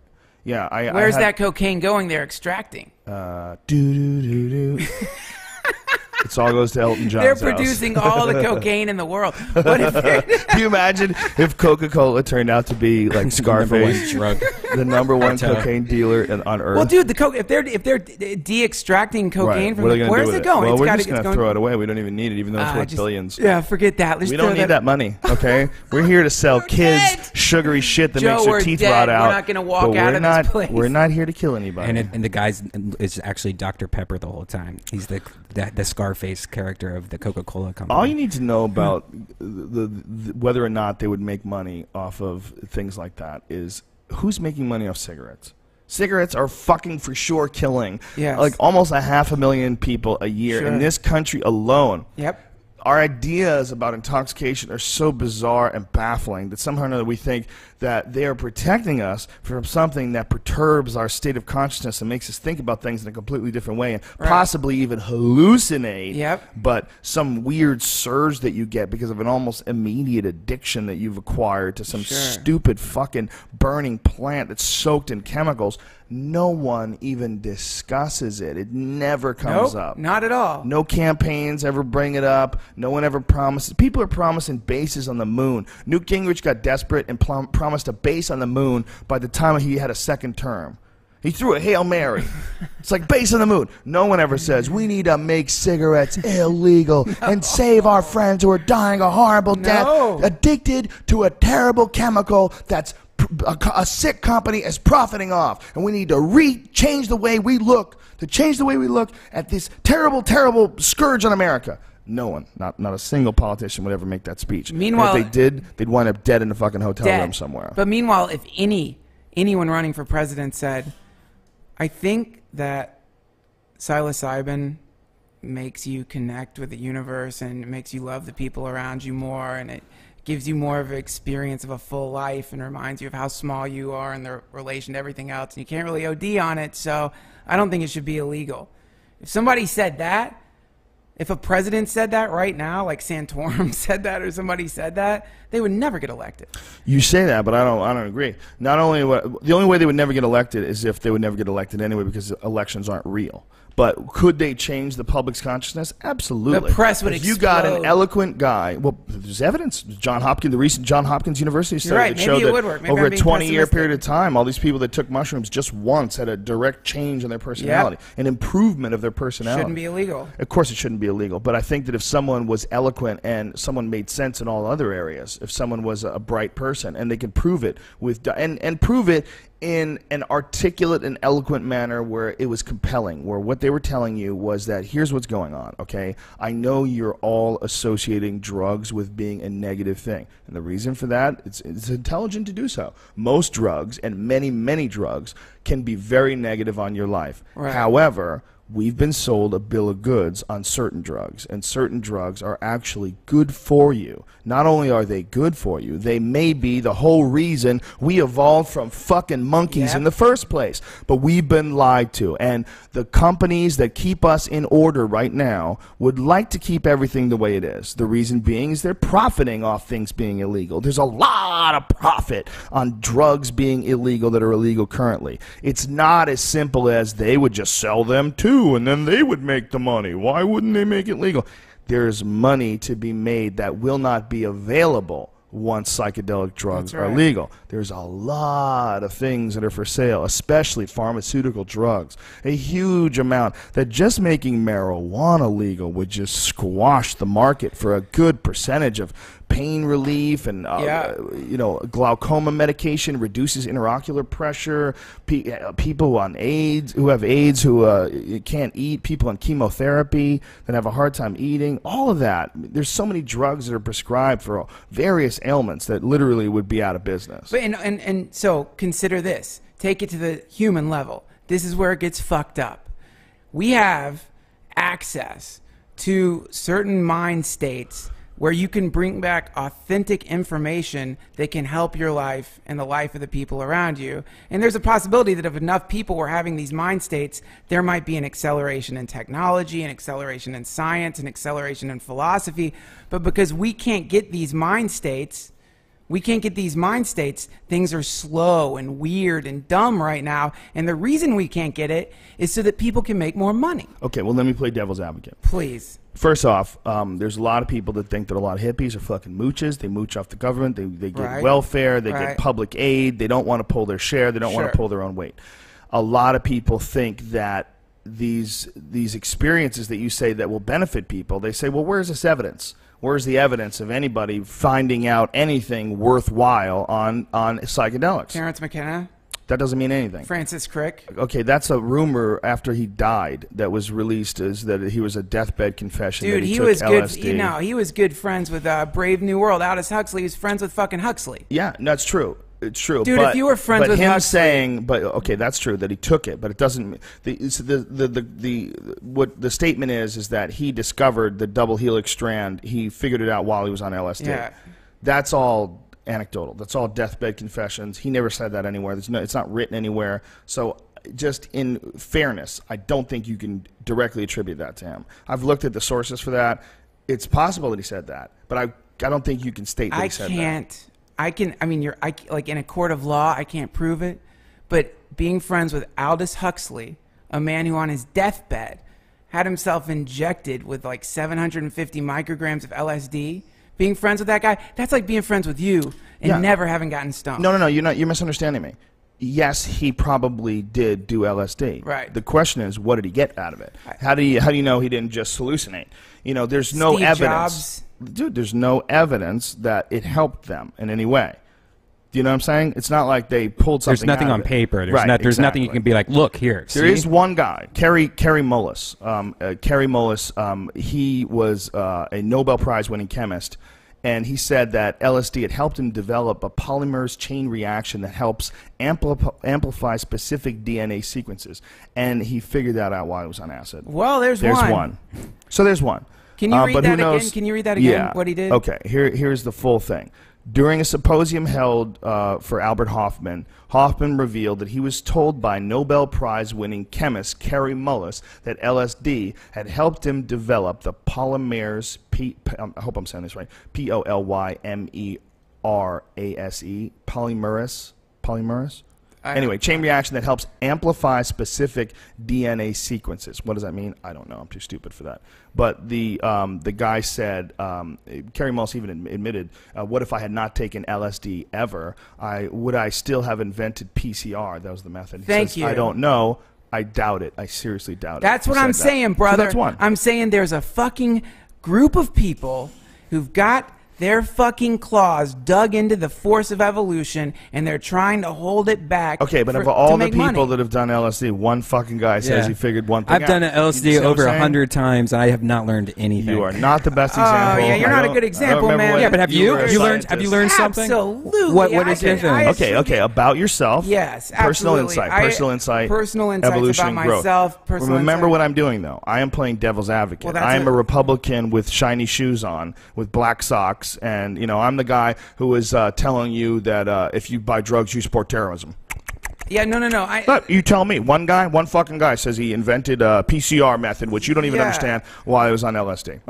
Okay, so we should have LSD legal because one guy invents something? Well, not just LSD. We should have all psychedelics, mushrooms as well. Right, but when you start throwing what about around the arts? things, What about again, the arts, devil's advocate? Again, I'm just... I know, no, I don't. I'm not even seeing you now. I'm just seeing Cheney. What about the fucking arts, man? What about him, man? Does that not count for anything? Hey, man! What good LSD art do you know of? What's the best LSD art? One just guy, Jimi Hendrix. Well, okay, Jimi Hendrix is more heroin, wasn't he? Heroin and cocaine? Wasn't he a heroin guy? Purple Haze. That's the pot. Song Purple Haze. Isn't that pot? Dude, Jimi Hendrix was so into fucking LSD. Are you But kidding Purple me? Haze, is that pot or is that LSD? Well, it is now. It is now, but I don't know. Purple Haze was acid? Yeah. Back then, I don't know. Well, I'm sure he did acid. Don't get me wrong. But do you think that that's why he was so good? I mean, wasn't he like really good when he was a kid? I think it Jimi helped. Hendrix is a badass fucking guitarist. I think it helped him. Okay. But this again, well, no, Joe. I know you're playing devil's advocate, but I'm a Republican right now. First of all, being devil's advocate is the same thing as being friends with a pedophile. I mean, you don't want to be devil's advocate. It's the worst force in the universe and always represents everything evil and bad and horrible. No, I take the side of an argument that doesn't currently exist at this table because I'm sure some people are screaming it out on Twitter right now. That's what devil's advocate is. Yeah. I think for sure psychedelics can help people, but what I think it is I think essentially we have access to supercomputers and there's no instruction manuals laying around and there's no teachers to teach you how to use these things. So a lot of people are getting great results and they're all scattered and all over the board and they're mixed in with psychosis and bad trips and a lot of fucking freaky things that have happened to people and they've taken the wrong shit and they got a hold of a fake computer. There's a lot of people that are, and that is because there's a lack of regulation, because there's a lack of understanding, because there's a lack of appreciation for the true effects. As human beings, it is absolutely preposterous that so many people will tell you, like this Carrie Mullis guy, or whether Francis Crick was telling you the truth, or whether you're telling me the truth, or I'm telling you the truth, or any of us that have had really positive experiences. There's way too many people that are saying that folks can benefit from it for it to stay illegal. Like the people that are stopping it, they don't make any more sense than us. It's not like they're the really wise and cautious and noble and loving overlords that want to protect you from your own folly. That is not what's going on, because they're talking in ignorant statements. Medically, it's ignorant. There's no evidence to back up what they're saying. There's no reason that it makes sense. And then when you start throwing numbers at their face, like the amount of nonviolent drug offenders that are in jail and how preposterous it is that our society exists where a bunch of people are doing what they want to do that doesn't hurt anybody else, and someone decides to lock them in a cage for it. Well, that person is, who's doing more harm? The guy who's smoking pot, or the person who locks them in the fucking cage and destroys their life? And does it because it's written on paper somewhere that that's okay. Well, that guy is the destructive force. The law becomes the destructive force in society, not the drug. When you say drugs kill people and drugs are responsible for 1 million people in jail right now. That's why don't do drugs, you won't get locked up. No.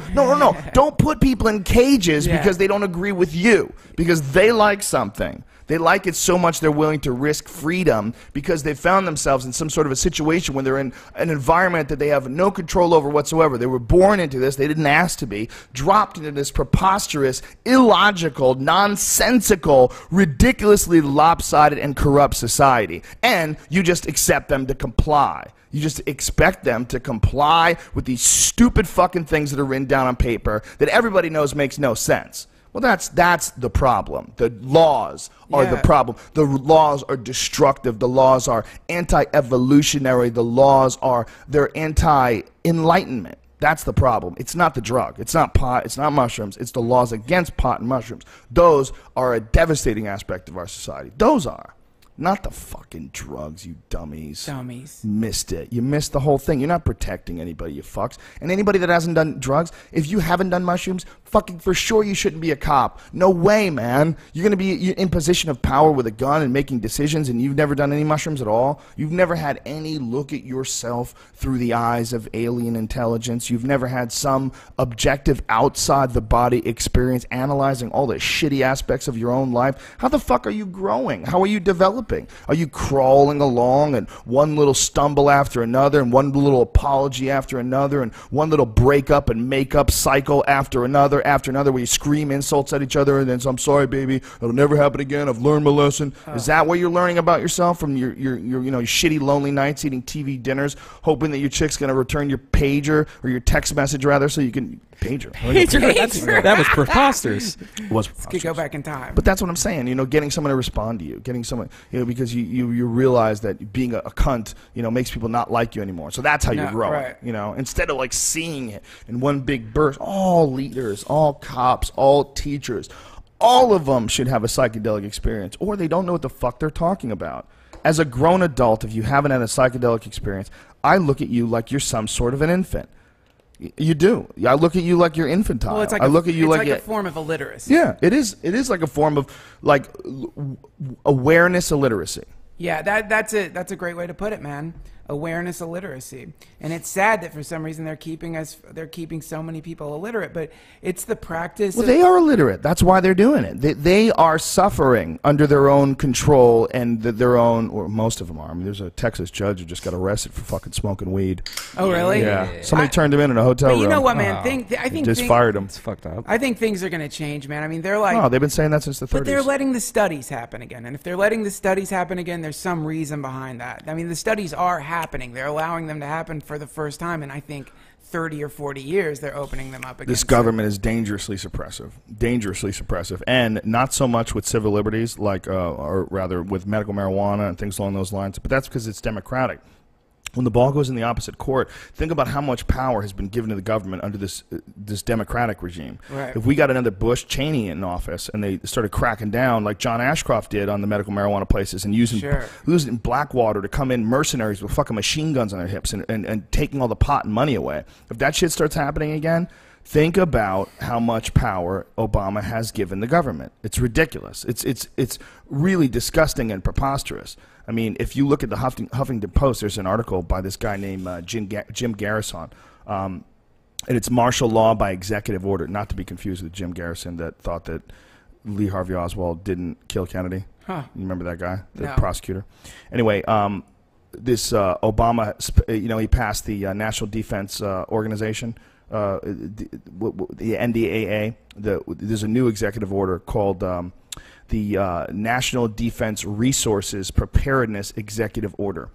And it does to the country as a whole what the 2012 National Defense Authorization Act did to the Constitution in particular. Completely eviscerates any due process or judicial oversight for any action by the government deemed in the interest of national security. So they can just say something's national security. Essentially, we're under martial law. Like they can just say it's up to the government now. All the checks and balances that were put in place by the Constitution to ensure that there would be no corruption, there would be no ultimate power corrupting ultimately. Well, they've removed all that shit. And right now everybody's like, look, but you're fine. No one's dying. Nothing's happening. Yeah. The people that you say yes to today may not be the people you say yes to 10 years from now or 20 years from now. And these laws are crazy. These laws are that we might as well be living in fucking North Korea, and that's not ridiculous. That's not an exaggeration. These are unconstitutional laws. And they're not going to stop now. They're going to go more and more, and with more and more control, till ultimately the government, which is, by the way, approved the idea of sending drones. They're going to, by 12, I think it was 1220, they're going to have, or 2020 rather, they're going to have 30,000 drones in the sky above North America. That's going to be awesome. Come on, constantly watching everything you do. Well, have you seen that YouTube video of the swarms of quadricopters? Have you seen that? No.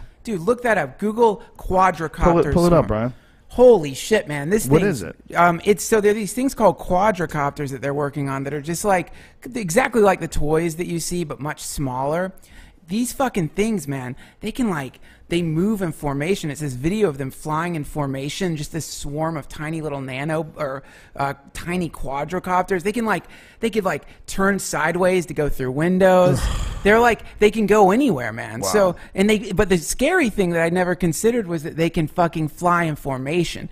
That's where it gets weird. When you imagine just seeing a swarm of these things descending around your house or checking you out on the street. You're just walking down the street and they come and buzz in, do a quick facial scan to get your fucking face, match it up with whatever Facebook's doing. Yeah. Bang, they know where you are. They know where you live. They know where you're moving. So privacy is it's an escaping thing. It's on its way out. But the problem is the government, these cunts that are running things, are going to have so much more power than the average citizen. We're going to be under the rule of an oppressive government that has the law on their side because they changed all the fucking paper. They changed all the stupid shit that's written down that allows them to do cunty things. They changed it all, and they put it all in their defense. And essentially what they did is the United States is now under martial law, but there's no emergency. No emergency. It doesn't have to have a national emergency to just be under martial law now. We're just under martial law. Why? Why is that? What the fuck is going on? Part of it has got to be because they're losing control. That's got to be part of it. They feel like the internet and all this anonymous shit and the hackers and Occupy. That's it's what is this? Spell it out for them. Tell them what. I think it's Quadra copter. That's what it is. Quadricopter swarm. Maybe someone will tweet it. Someone tweeted it to me. It freaked me out for a week.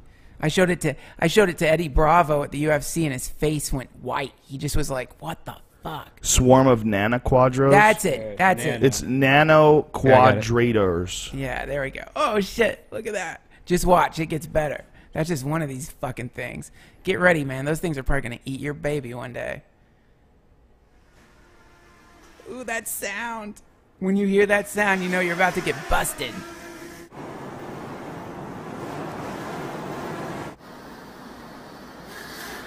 Whoa. They just fly around and maneuver. I'm surprised you haven't seen these. Multiple vehicles can fly as a formation. Oh my god. It's totally cool. Dude, this is terrifying. Gross. It's gonna sound like NASCAR all over the place. Yeah, we're living in the future. This is really fucking nuts. That's awesome. This is really nuts. Yeah. This is We really developed nuts, a method man. to transition between formations in 3D.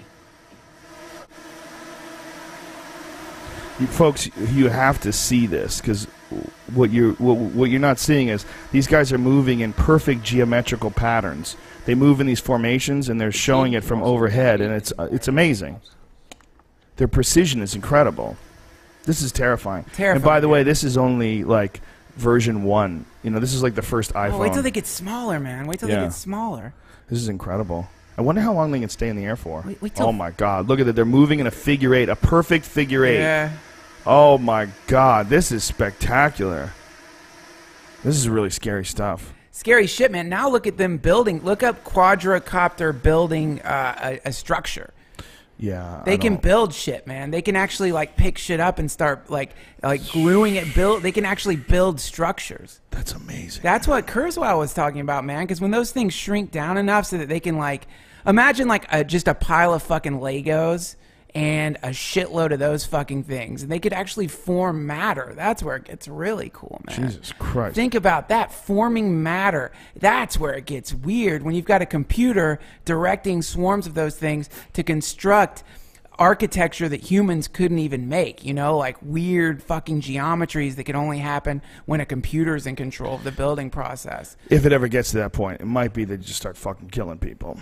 Well, that's a funny thing, man. People always say that about computers, where they're like, they're just going to kill us. But I guess I don't think it's going to be the computers. It would be the things controlling them. Like, people automatically assume when the machine inevitably wakes up, it's going to want to eliminate It's going to want to kill us, but... Well, we're a plague. You know, if it looked at the environment it's living in and realized that this massive overpopulating entity that's spilling all its bullshit into the sea and eating all the fucking animals that live in it, and then they'll just calculate, how long can this last? Well, it can't at this rate. Yeah.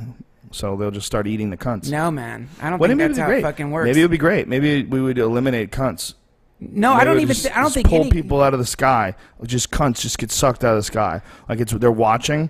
Yeah. They're watching everything. That's how that'll be. The machines are watching everything, and when you litter, and when you're a shithead, and when you beat your wife, you just get sucked out of the sky. You get downvoted. Yeah, you get a certain number of negatives. Downvotes, like on Reddit. If you get as a person a certain number of downvotes, they carry you into space. Yeah, your rep points. You get blocked by a certain amount of people. We're gonna blocked. Is this them building this thing? Yeah. Oh my god, That's this crazy. is incredible. It's like Wall-E shit. That fucking thing. Well, man. the thing that they're building is this enormous like Lego building that's really cool looking. Those blocks have glue on them or something. And by the way, this is just the beginning of that shit. Yep. What that's going to be, that didn't exist 20 years ago. There was no hope of that 20 years ago. 20 years from now, whoa. But dude, check this out. Have you ever seen the video of that? There's a machine that you can take to the desert that someone made. It's solar powered because there's so much energy, and it focuses the energy of the sun in the desert to turn sand into blocks. It can burn sand into blocks. God. So now imagine this. Combine those fucking things with solar panels and a thing that can use an infinite amount of sand in the desert to make blocks. Those things could fly out in the fucking desert and make infinitely gigantic structures with endless fucking energy. Just the combination combination of those two technologies at the rudimentary level that they're at now, if we could fucking figure out how to make them solar powered. Yeah, solar is really interesting. It's kind of like it's hit a wall in a lot of ways. Solar. What are you doing? I googled solar power sand blocks and it came up with Minecraft. Solar power is not really strong enough for a lot of shit right now. Most people can't like have all their electricity through solar power. You use like a lot of people use like I have a friend who uses a combination of solar and wind. And he actually develops enough from that. He lives in Oregon. He develops enough from that he actually sells it back to the grid, which I don't understand. That's so strange. How do you do that? I don't understand it. Yeah, I don't get it. How do you do what? Sell electricity back? He sells it back. Yeah, they pay him. Yeah, there's a meter on it that regulates it going in, but you could also have it fitted so it regulates how much is going out. Yeah, so he adds, so the local power plant or whatever is supplying them power doesn't have to work as hard. That's so fucking weird, man. Crazy. That you can turn wind into money. Well, have you ever been? There's certain parts of California where we have filmed some Fear Factors where they have these huge, like they look like a farm of these wind things, these windmills, like a windmill farm, and there's a shitload of them just sitting up on a hill, and they power the area. I don't know how much they power, how many structures, how many buildings, but it's enough that a lot of shit is getting powered by the wind. Yeah, it's really a trip. Well, it's really windy out there too, so it's a smart thing to do. Like even as you come like out here towards Pasadena and you head up to 210, when you go through that whole mountainy, passy area where it's like you lose your cell phone signal, fucking beautiful out there. Yep. Windy as fuck. A lot of people have like real wind problems even out here. Like remember when they had a problem really recently? The wind knocked down a lot of power cables and Pasadena got fucked. Pasadena got fucked by wind. I got trapped here. I couldn't even leave the place. Fuck. Why? Wind? From the wind, it was too bad. Seriously, the street out front here was trees flying down the street, things flying off the roofs, like metal things and awnings and poles. So you stayed in I couldn't even get to my car. Wow. It was too scary, man. It was Holy it was shit. death. It was deadly outside. It was like being in a tornado. Wow. No. It was seriously. It was really bad. Nothing like a tornado. Next time you go out in this back door over here, look at the billboard. This billboard was just ripping apart, and it was like this super old billboard, and was shaking like this, and like things were just flying off of it. That's really powerful, but it's nothing like a fucking tornado.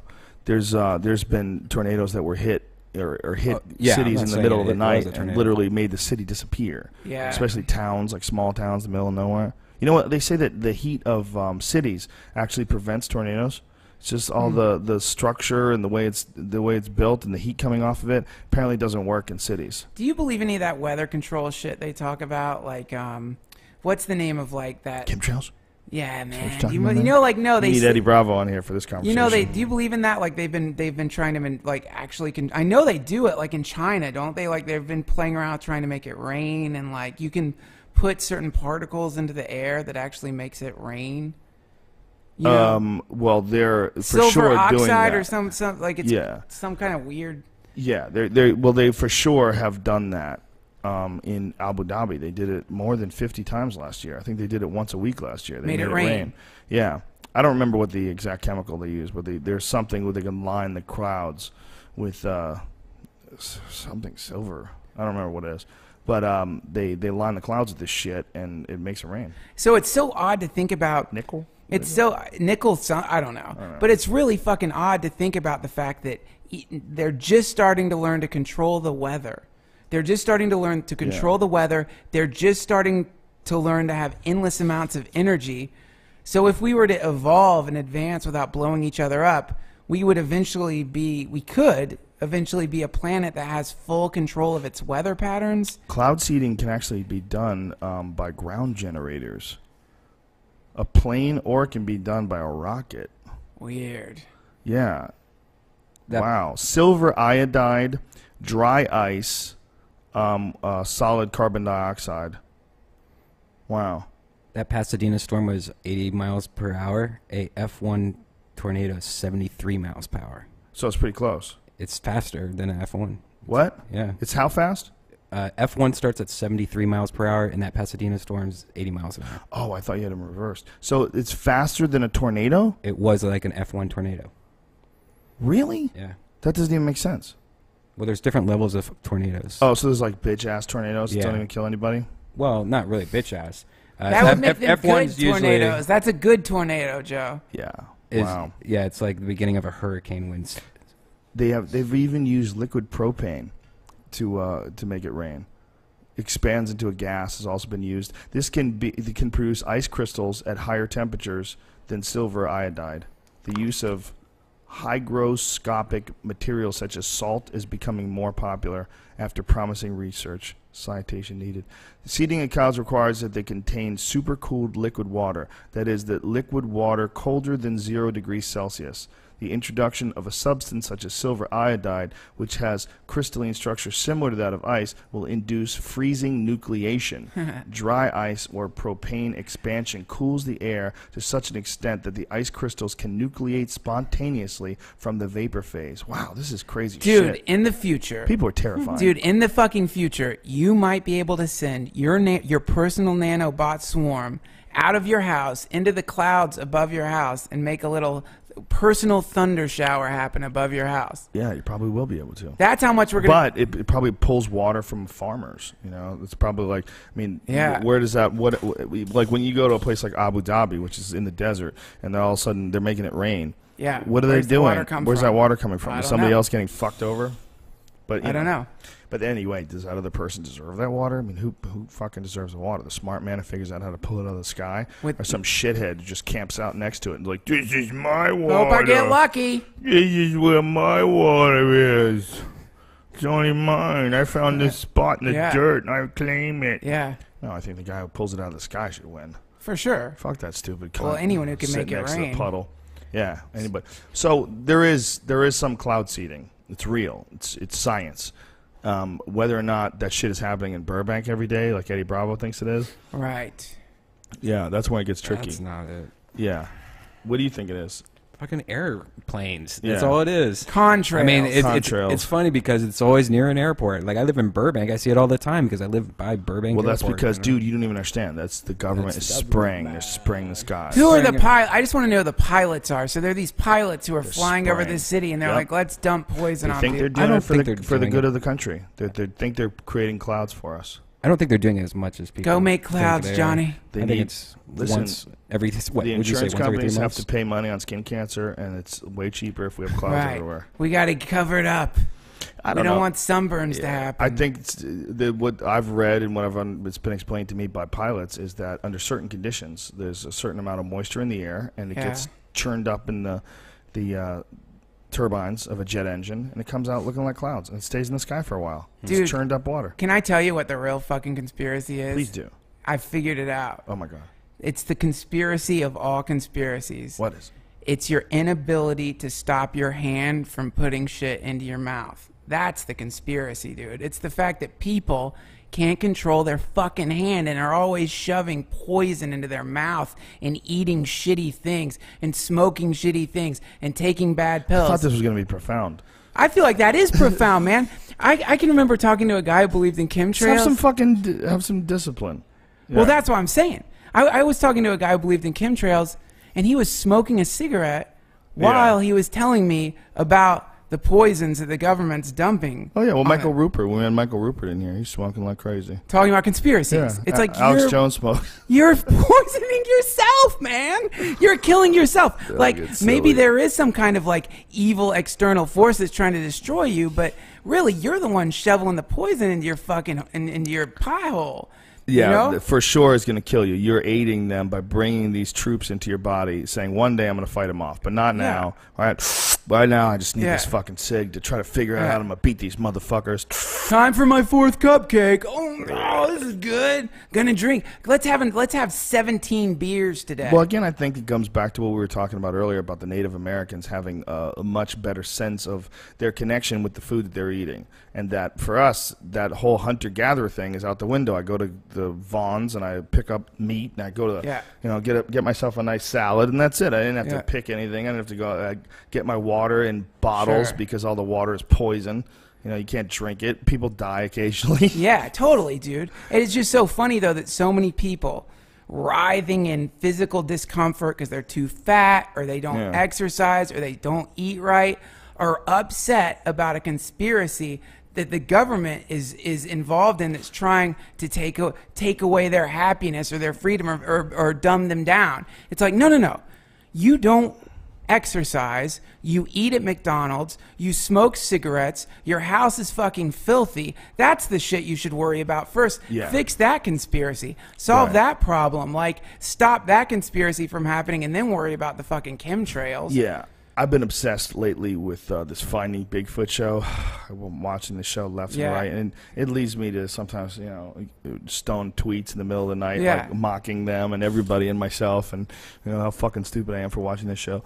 But it is a psychological study, and one of the psychological studies is who are these people that are believing in Bigfoot? Who are these people that are leading these guys? And this is what we saw, and we're standing here, and it comes out, and they never ask these dudes. They never go, okay, what do you think about ghosts? Right.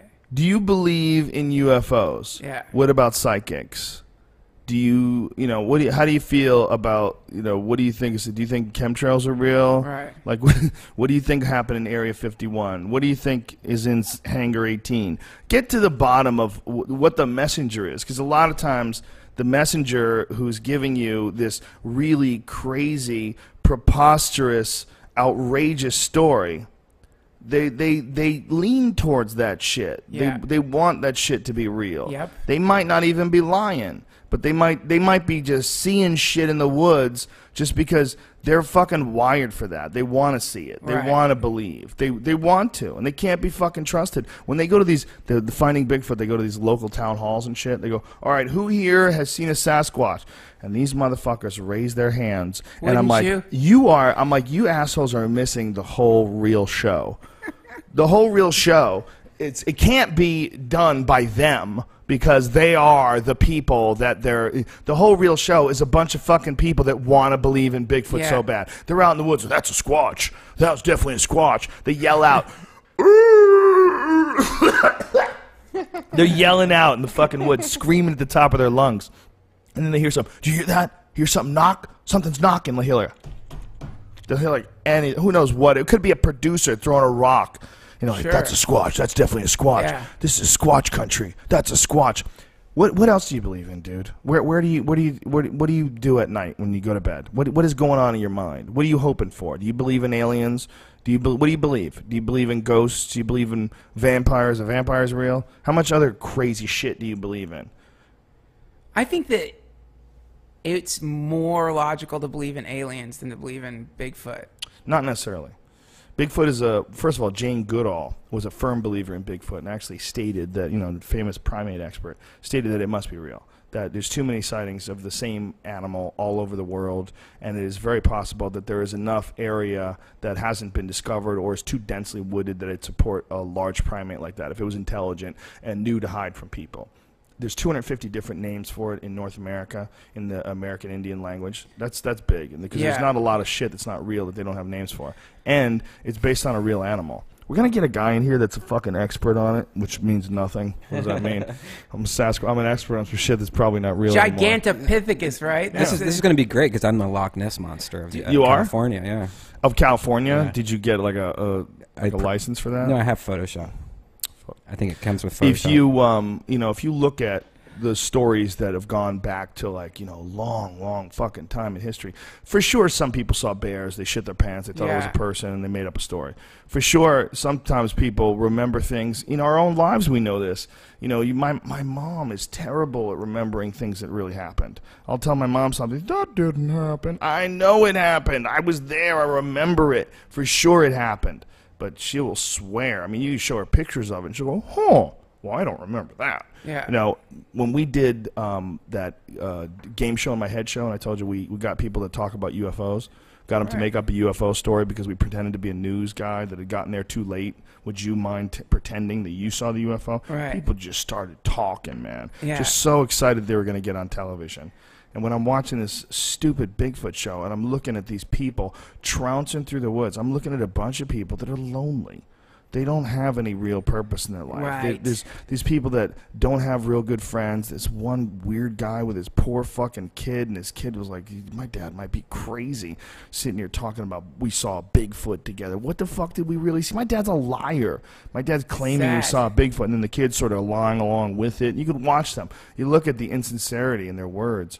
They had a guy on the other day, just gay as fuck, just beyond gay. Just a crazy flock of seagulls, haircut, lisp, everything. Wandering through the woods, seeing Bigfoot. You know, like, sure you did, What dude. the fuck, You're man? crazy. You insane asshole. I can't believe that show exists, man. It sounds hilarious. It's like It's Ghost so Hunters. bad. Exactly like Ghost Hunters. In that, all those shows feature night vision and nothing. That's all you It's need. the same thing. It's just a house and night vision. It seems creepy. Yeah, I was having a Twitter exchange with this chick the other day, and we were going off about how combine the two shows and just make it a porno. And that's really what it is. It's a bunch of lonely people. Night vision, unkempt pubes, fatty, sweaty bodies, and night vision loads. You know? Loneliness, dude. They're all pretending to hear things. I saw I heard something. Come in here real quick. And then they fuck. And they get in a corner in the darkness, and they just, I think I heard something. I think you're fingering me. Yeah, you like that? You think that'll keep the ghosts away? Yes, I do. I think it'll keep the ghosts away if you suck my cock. Yeah. Scare him with your boldness. And then they fuck in the darkness. They fuck in the dark, and then the guy has to get away. Then they, after the guy comes, he's like, I just fucking heard something for real. Holy shit, I'm not kidding now. And he runs out of the room. That's how they get out of it. Because after you come, the girl wants a cuddle. It's like, we can't cuddle. We're in a haunted house. I heard something. Jesus, it's real. And he just runs. She's like, you didn't hear shit. Give me the night vision. She can't see. She's stuck in the fucking basement in the corner. And this guy like, come on. I'll tell you, warmer. You're getting towards the door. Warmer. Give me the night vision. I can't fucking see. Boom. She hits the wall, starts screaming. No more pussy for him. That's a weird show, Joe. They pretend to hear things. What was that? What was that? How many of those shows have they said, what was that? What was that? What was that? It was you being a crazy asshole alone either in the woods or in a basement, either looking for Bigfoot or a ghost. Dude, fuck all that shit. Think about the fact that the Catholic Church still does exorcisms. Think about that shit, dude. Fucking Catholic priests. Well, right now, there's probably a priest in somebody's house getting a demon out of somebody's body. Think about that. Fucking Bigfoot, fine. Aliens, fine. There's guys dressed as god clowns waving around symbols in front of little kids' faces to try to get imaginary demons to go out of them. What's really amazing is there's way more priests out there fucking kids than there are doing exorcists. Yeah. You're right. That's Way fucked more. up, man. Way more. That's a fucked up statistic. Yeah. We need to Oh, yeah. figure out if that's true, man. Oh, for sure definitely it is is. true. For sure it is. So there's Totally more true. priests molesting kids than they are Yeah. getting the demons out of kids. Well, we were talking about on the podcast with Joey. We were talking about how people who run martial arts schools often it's very culty, and the guy who is at the head is the master and is almost beyond reproach, and that a lot of times weird sexual shit happens because of that, because it becomes like a cult. Well, that is exactly what happens in the Catholic Church. And even like in martial arts schools, like people try to keep things under wraps. Like there's always like dark secrets of this guy fucking a student and, fucking one of his students who's married and, the husband finds out about. There's always those kind of scandals. Very cult-like. And with every real controlling cult, there's an element of sexuality. Absolutely. And it's usually creepy. It's not like a peace, love, everyone polyamorous and whether sexual or non, everything is just about non-judgmental affection. No. Most of it's not. Most of it's creepy. It's victim sex. Dude, and then think about this. Take it back to the story that it comes from, whether it's real or not. The story the Catholic Church comes from, name one guy dressed like a gnome in that story. Name one guy wearing a big golden flowing cape and holding a funny thing and marching around with fucking purple velvet on and fucking walking around on red carpets and giant golden palaces. Find that in the New Testament. Yeah. Find anything even remotely like the rituals outside the Holy Communion. Find anything. It's Well, fucking... especially all the audacious use of gold and money and spending. Like think about all the different gigantic Roman Colosseum, the Sistine Chapel, or think of any of the things of the construction in Rome, any of the stuff that's at the Vatican. That's like a really elaborate, expensive, gaudy, non-Christian shit. Think of what else could have been done with all that energy. Yeah. But they're like, you know what? Yeah, Money. Jesus wanted us to have a beautiful, giant, golden palace where I could sit And on fuck a fucking kids. throne and fuck kids. That's Jesus wants what me Jesus to fuck wanted. kids on red velvet. Yeah, it's just what he wants. That's Wow. the story. And so it's very odd. By the way, this attitude is really offending a lot of people on Twitter. There's a lot of Christians that have sent me texts saying, I wish you would remind me or at least warn us that before you go on these horrible anti-Christian rants that destroy our culture. Oh, no. See, I'm not talking about Christianity. I'm talking about the cult of Loon, which is talking about Christianity. That's dude. not. No. I know That's what you got. You're pushing your Loon brand. That's not my idea. You gonna sell T-shirts? You selling Loon T-shirts soon? Not a no, bad he's selling idea. posters. I am selling posters. Not a bad idea selling the fucking T-shirts though. But no, man, it's no my Loon brand. It's the fucking church's brand. I would never take it from them. But dude, that's not real. That's not what I view as real Christianity. Because if you look at a lot of the Christianity that some people follow, it's based on a lot of the writings of somebody named Paul, who never met Jesus. He was a persecuted Christian, and he was walking on the road to Damascus. Saw a vision. His name was Saul of Tarsus, and he saw a vision of Jesus. Jesus appeared in the sky and said, "Saul, Saul, why do you persecute me?" And at that moment, Saul was filled with the glory of the Lord, and he was blinded. And he wandered and found some Christians, found him, and his name became Paul. And he was the founder of the modern Christian church. And he wrote all these letters about what it is to be in the spirit of Christ and to be with Christ. But he never met God outside of in that vision. So essentially he was like Jimmy Swaggart, but a long time ago. Remember when Swaggart? Yeah. Was it Swaggart or Pat Robertson that saw the 90-foot tall Jesus? I don't know, but he had a vision. Paul of Tarsus had a vision, and I don't know which one, but yeah, that's where it came from. It wasn't from the original teachings, you know. The original teachings don't. I'm sorry if I'm offending people. It's really weird though that it was Oral Roberts. Oral Roberts. He had a 900-foot tall Jesus in 1977, which is when he would have been around. That was when 900-foot tall Jesus was touring this part of the galaxy. Touring the fucking galaxy, and coming to Oral Roberts in the middle of the desert and showing himself. But it's really interesting to think about that when you realize that it's like, so a lot of people call what's after the Gospels the epistles, which a lot of them call that Pauline theology. It's not Christianity. It's based on, because here's the big problem that Christians ran into. In many verses in the Bible, Jesus said, before some of you die, I'm going to be back. And he didn't come back. And some of the disciples started dying. And then it's like, wait a minute, he's not coming back. What are we going to do? And they had to reorganize shit and turn it into something that was like, that made more sense, which is to deal with this some basic problems and what Christ, if he existed in that story, said was going to happen. You know, and now we've got the bank robber syndrome. You know that, right? It's the bank robber thing. What? When somebody robs a bank, they say, everybody get on the fucking ground and don't move. I'm going to walk out of here, and I'm going to come back in 2 minutes. And if any of you have moved, I'm going to blow your fucking brains out. This is what a bank robber does when he's robbing a bank. This is what Jesus did when he said, I'm going to be back really soon. And if anyone's misbehaving, you're going to hell forever. Right. And that's been going on for a long fucking time, man. And it's probably going to keep going on and on and on. And each time it advances down a generation, it gets weirder and weirder and weirder. So now we've got a guy dressed like a fucking gnome, feeling totally cool sitting in a golden throne when there's people all over the planet starving. And somehow that guy is a disciple of a person who went around saying, love your neighbor as yourself and love the Lord your God with all your heart, mind, and soul. By the way, clear evidence that he harbored child molesters. Clear evidence that he derailed investigations and moved people around when he was, whatever the fuck he was, a bishop or whatever the fuck he was when he was doing this. Yeah. He was in Phoenix. Yeah. Ratzinger, you cunt. I mean, imagine you if fucking creepy bitch. Have you ever seen the pictures of him with the male gymnasts, the acrobats? Yeah, I honestly still think that was CGI'd in because my brain seems fake. It's fake, right? No, That's it's not totally real. No, it's totally real.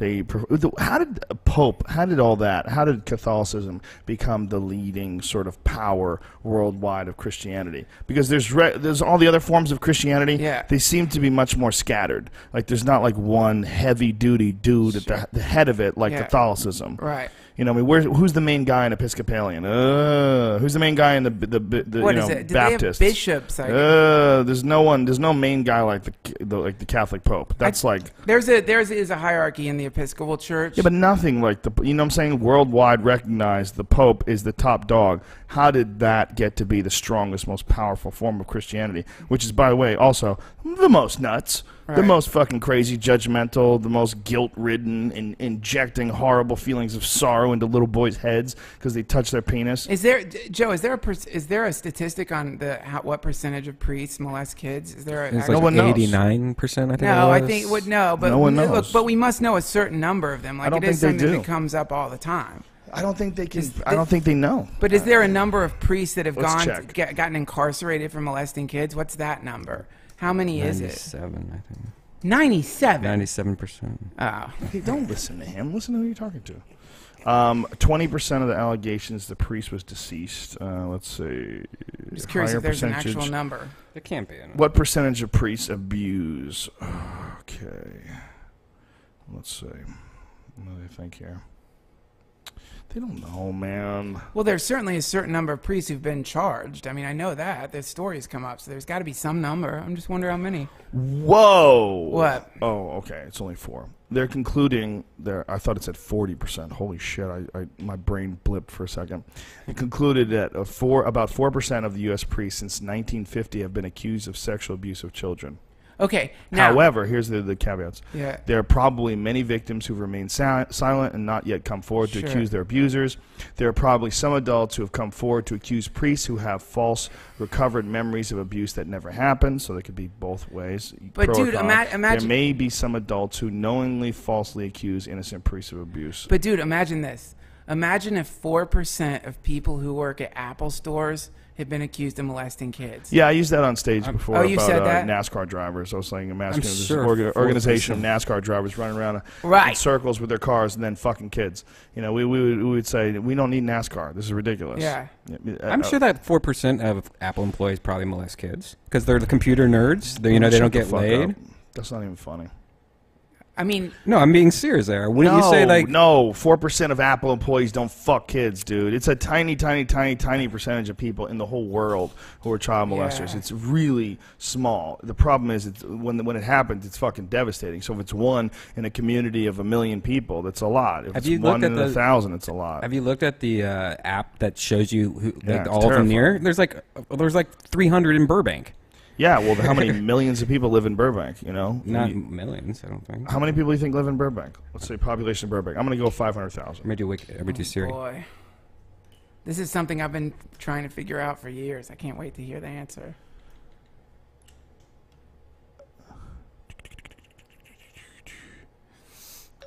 What is the population of Burbank, California? 103,340. This might answer your question. Yeah. Yeah, I got you, bitch. 103,340 in 2010. So, out of that, how many pedos are in Burbank? Isn't that a song? It should be. Some hipster song. Some ironic hipster song about pedos. Yeah, I would probably say 400. Yeah, there's an uncomfortable number of people that have fucked kids. That's unquestionable. Any number, yeah.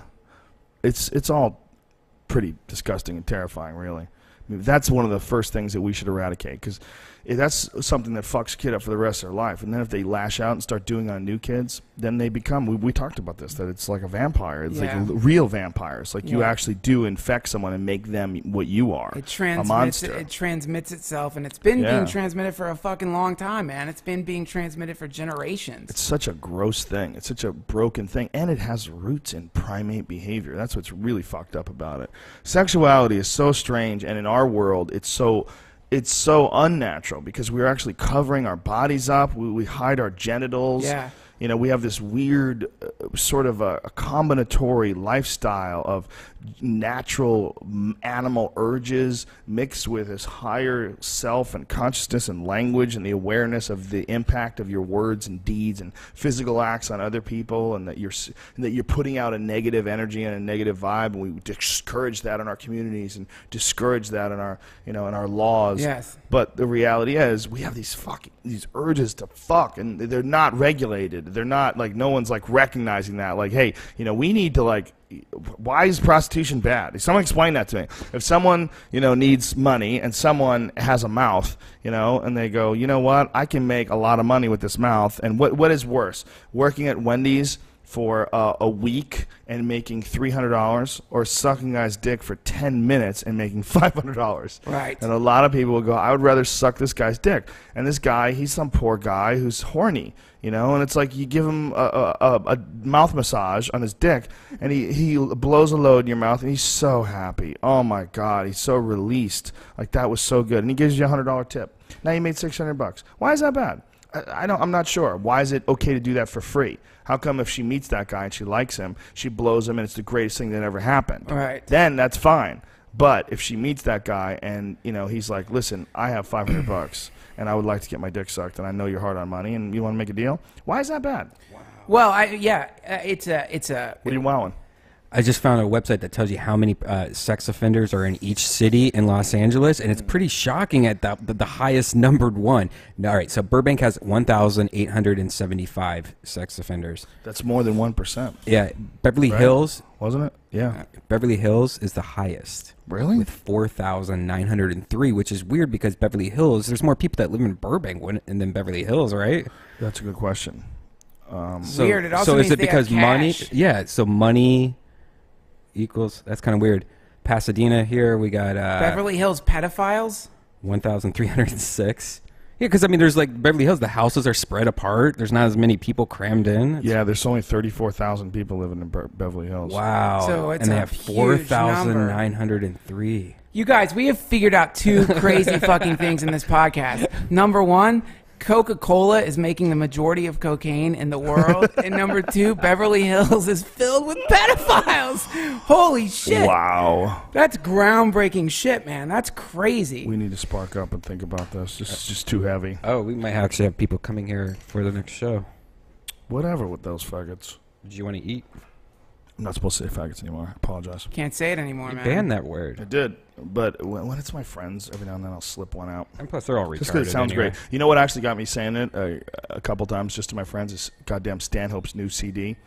Really funny, by the way. bet. Yeah, before What's turning the the gun on ti- himself, oh, it's so called. funny. It's really good. It's one Great of. title. I think it's Stanhope's best work, but he says faggot in it a couple times. I'm like, God, I missed that word. Yeah. Beautiful word. It's just the problem is it's associated as a gay slur. And even though I have a lot of like pro-gay stuff in my act, especially now, I have a lot of. Still, you can't say it. You can't. You can't say it right now, man. You just can't. I never liked it. It's a fucking great shitty word. I like calling my animals. You didn't faggots. like it because you got called it a few too many times. I and it hurt. Yeah. I set you up for that one. Yeah, but you no, did. that's not. I just fucking. It's such a shitty. It's like always coming out of the mouth of fucking dopey fucking rednecks in the backs of school buses and just dipshits playing fucking True. Xbox. They ruined it. The fucks. Yeah, they ruined it. It could have ruined had a some great word. use. Yeah. Look, Still- my 40th birthday cake, Joey Diaz, Ari Shafir got me a fucking birthday cake that said "Happy Birthday, faggot." It was beautiful. It's beautiful. You know what? It seems like back then it was okay to actually Yeah, say. That it was was like okay. only like 4 years ago. or Dude, something, when I 3 years put my ago. special out, it changed while I was doing my Isn't that special. weird? It's weird. They Yeah. come in and out. They had a real problem with me saying the word faggot. Well, I remember when we were just in Texas and saying retard. Like that was shocking. I was Retard, like, really? you can't really use retard either right now. That was weird. Yeah, that retard was became weird. a problem in Retard's Austin. in the vaults. Yeah, When Austin. we were in Austin, they said you got to stop with the retard. It became a problem. Yeah, Political correctness is fucking completely ridiculous. I What's heard- important is intent. I heard tranny's the new word. Tranny? Tranny. Shut up. Yeah. You can't say tranny? Yeah, people were telling me Get the outta other day here. that tranny's the new word. Come on. I don't believe that. Yeah. Oh, I wouldn't. They can never take away our trend. No, you know what? I believe it because I've seen someone say in someone accusing someone of being a homophobe, they said something about them upsetting the lesbian, gay. It was like LGBTQ. I go by Q. I go Q. I go wait a minute. I go lesbian, gay, transsexual, transvestite. Q. What's Q? Which one's that? Queer. Queer. Queer's a totally obscure one. They don't want to define it.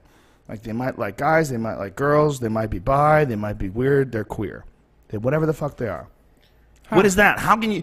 Is that the most ambiguous definition ever of a sexuality? Is queer? Queer. It's all Thank super you, gay. friend. But that's when people are going real deep. Well, it's because they want people to be able to define themselves. And I agree with that, man. Call yourself whatever you want. But when you're getting mad at people saying gay slurs, you use the term queer. Well, yeah, no, you're right, man. It's all fucking intention, dude. It's just it's like what's behind there. If there's anger behind it, it's an ugly word. Exactly. Right. It's why black people can call each other niggers. Hey. That's what it is. You know, when you hear Tupac say it, he's sitting around shooting the shit with Dr. Dre, and they're being funny with each other. Yeah, it's fine. It's not offensive. If some old man is yelling at a young kid because he's walking on his lawn, then it becomes offensive and dehumanizing. Obviously. I met a beautiful black girl the other day. Like, really? You thinking about trying it? What's up? It's on my list, but are you ready? It was my friend's sister, but she was just so beautiful. You want to get in shape for that first? No. No. You always start off with your worst. Start off with your worst presentation, and if they accept you at that. Yep. Really? Yep. You don't ever try to impress a girl? Never. That's bullshit. When you got dumped the first time, dude, you lost like 70 pounds. That's when you really realized you had to get back in the game. That was because I was out of. It was a 7-year relationship. Tell you what happened. That was 7 years. That was pre-internet fame, son. That's what it was. Well, you didn't have the internet fame. You weren't the producer of a very famous podcast. Brian, how many penthouse pets have you dated? 7. That's normal, dude. A guy that looks like you usually get a lot of penthouse pets. No, dude, seriously, how many? 2. I've only dated 2 girls in the industry ever. The industry. Well, since I've been in Hollywood, I've been in the industry. Been part of the industry. Really, I do a lot of industry things. I have an industry newsletter that I subscribe to. Jay, what's happening with that condom thing, man? Is it fucking up the industry? Well, there seems to be a lot of talk that they're going to move to Arizona or something like that, or Vegas. It's going to move to Vegas. That's what they're going to do. Which is crazy. Lot of, well, not really, because I think a lot of girls live in Vegas anyway, because a lot of them, they make money dancing as well as doing movies.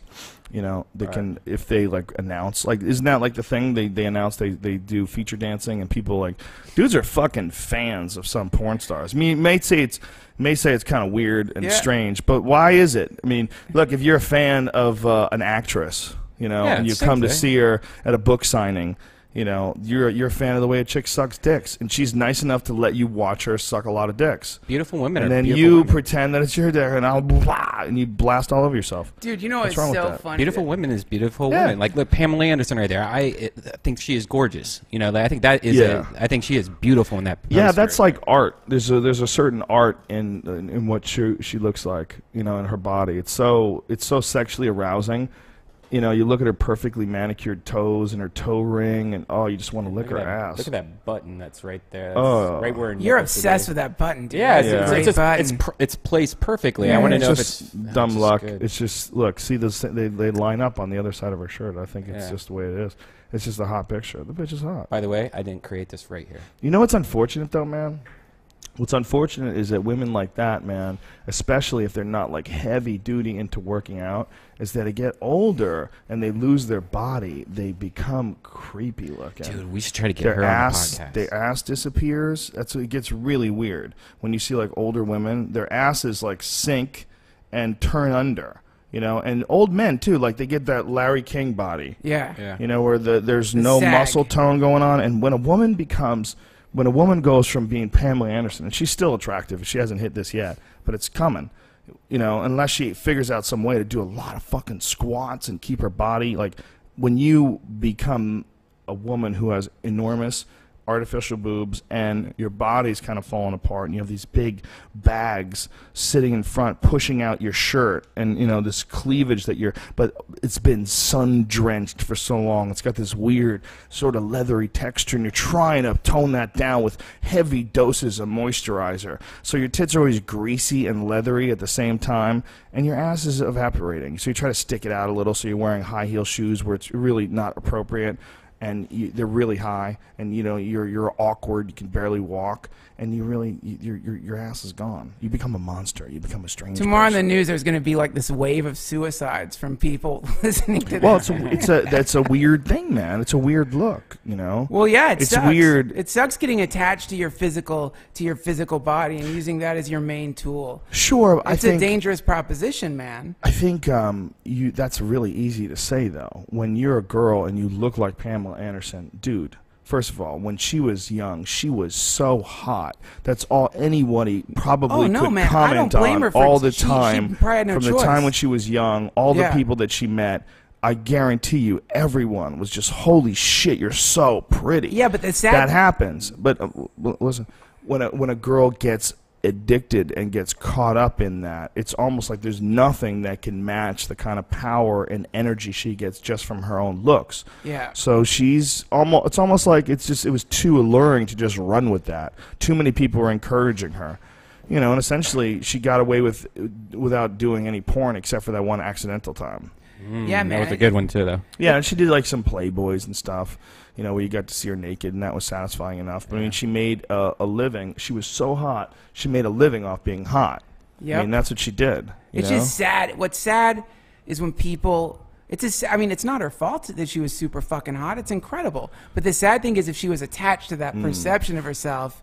Well, we're just assuming. We're just assuming now that she's kind of cool. Maybe she's super cool. Maybe if you sat her down and you had a conversation, whether you would really enjoy it. I don't know her. I bet she's cool. All I'm saying is positive. All I'm saying is that she was so ridiculously hot when she was young that I think almost anybody would have been corrupted by that kind of beauty.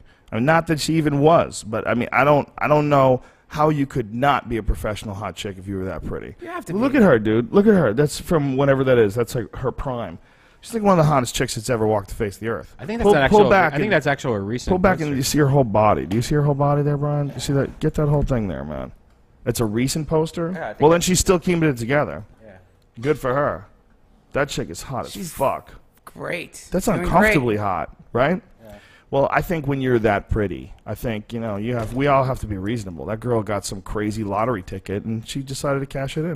She ran the dice and she came up 7 in the looks department. Yes. I don't fault chicks for doing that. I don't either, man. I wasn't saying that at all. But some people do, right? Some people immediately they'll discount somebody if they are a professional hot chick or if they're a girl who's attractive, immediately, because they know it's so easy to be that person. Life is so easy. What are the odds that you've been thinking? What are the odds that you've been contemplating your existence? Why would you? Life is so easy. Everybody's just tripping over themselves to try to give you things.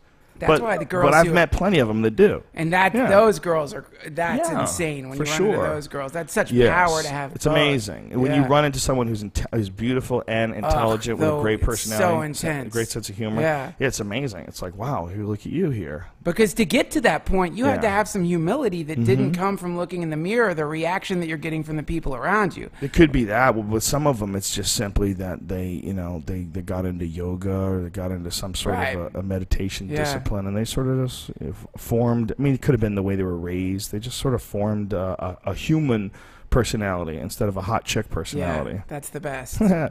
This must be hard, though, man. Being a hot chick must be like the easiest way to get by in life. Just skate through a bunch of dudes stumbling over themselves. I bet it's a sad life also, though. I bet there's a lot of sadness to that life.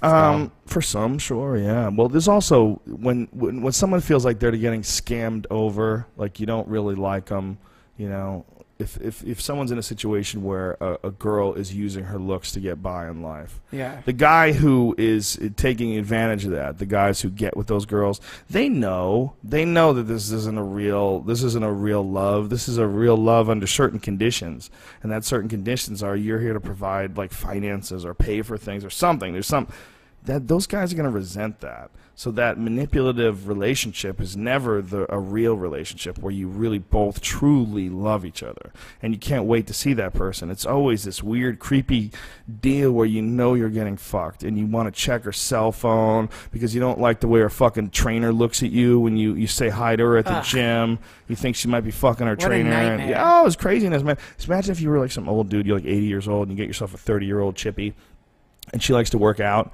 And you're playing golf, and you walk in, and she's like getting stretched out by this fucking buff 25-year-old trainer. She's got her leg on his shoulder. There's a lot of dudes who do creepy shit like that. All right, time to stretch you out. So what we're gonna do here, I'm gonna pick your leg up. You're gonna put it on my shoulder. Hey, fuckhead, you don't have to do that, stupid. You could stretch all those major muscle groups on the ground, you dumb fuck. But there's a lot of dudes who do creepy shit with girls. All right, lean both your arms back, and they get a nice, firm, sexual grip on their forearms. So just to let a woman feel the grip strength, you know what I'm talking about? And they just pull you back at some weird, uncomfortable, sort of semi-sexual position, some sort of overinflated doggy-style position, you know? And then you let them go, and then you're stretching out their arms, and you're showing your own discipline. You stretch out with them. And then this poor fucking guy's 80 years old. What's he going to do? Nothing. Nothing. He just has to be happy, I guess. Yeah, he should be happy. He should let everybody fuck her and hope nobody poisons him. Yeah, that's an inevitability. That's the problem.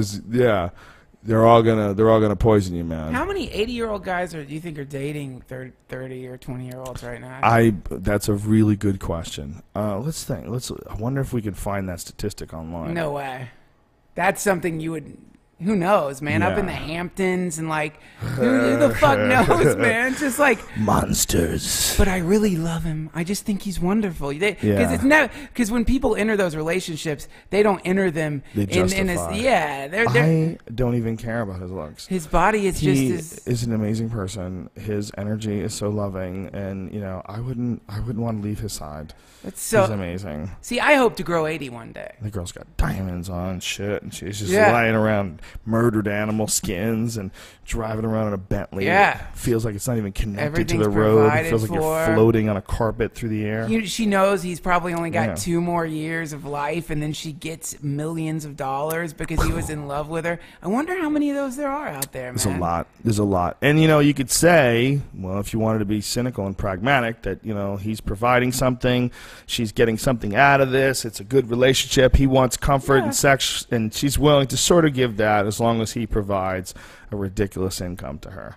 And that's the reason why they have this unbalanced relationship in the first place. He has to be unbalanced financially. Yeah. To overcompensate for the physical unbalance, he has to be ridiculously unbalanced. He has to be buying her minks and fucking diamonds, and then you get to stick your dick in my mouth. I like diamonds.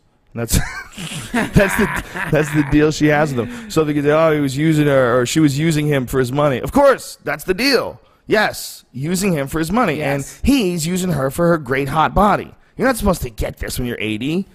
It's essentially what you're doing is taking on an insane prostitution contract that you almost like almost nobody could keep up with. That's the only way you can keep a hot chick if you're 80. I mean, it's just incredible to think of that 80-year-olds can get that horny, man. If they take Viagra. And I think also if it's a lot of them, it's a psychological thing. There's a lot of 80-year-old guys that can't believe that they can get a 20-year-old hooker. They probably can't even believe it. And when they're alone with it, if they can get it up still, oh my God, how good must it feel to bang some really hot 20-year-old Russian hooker? It's kind of fucked up because she's only 20. Let's make her 23.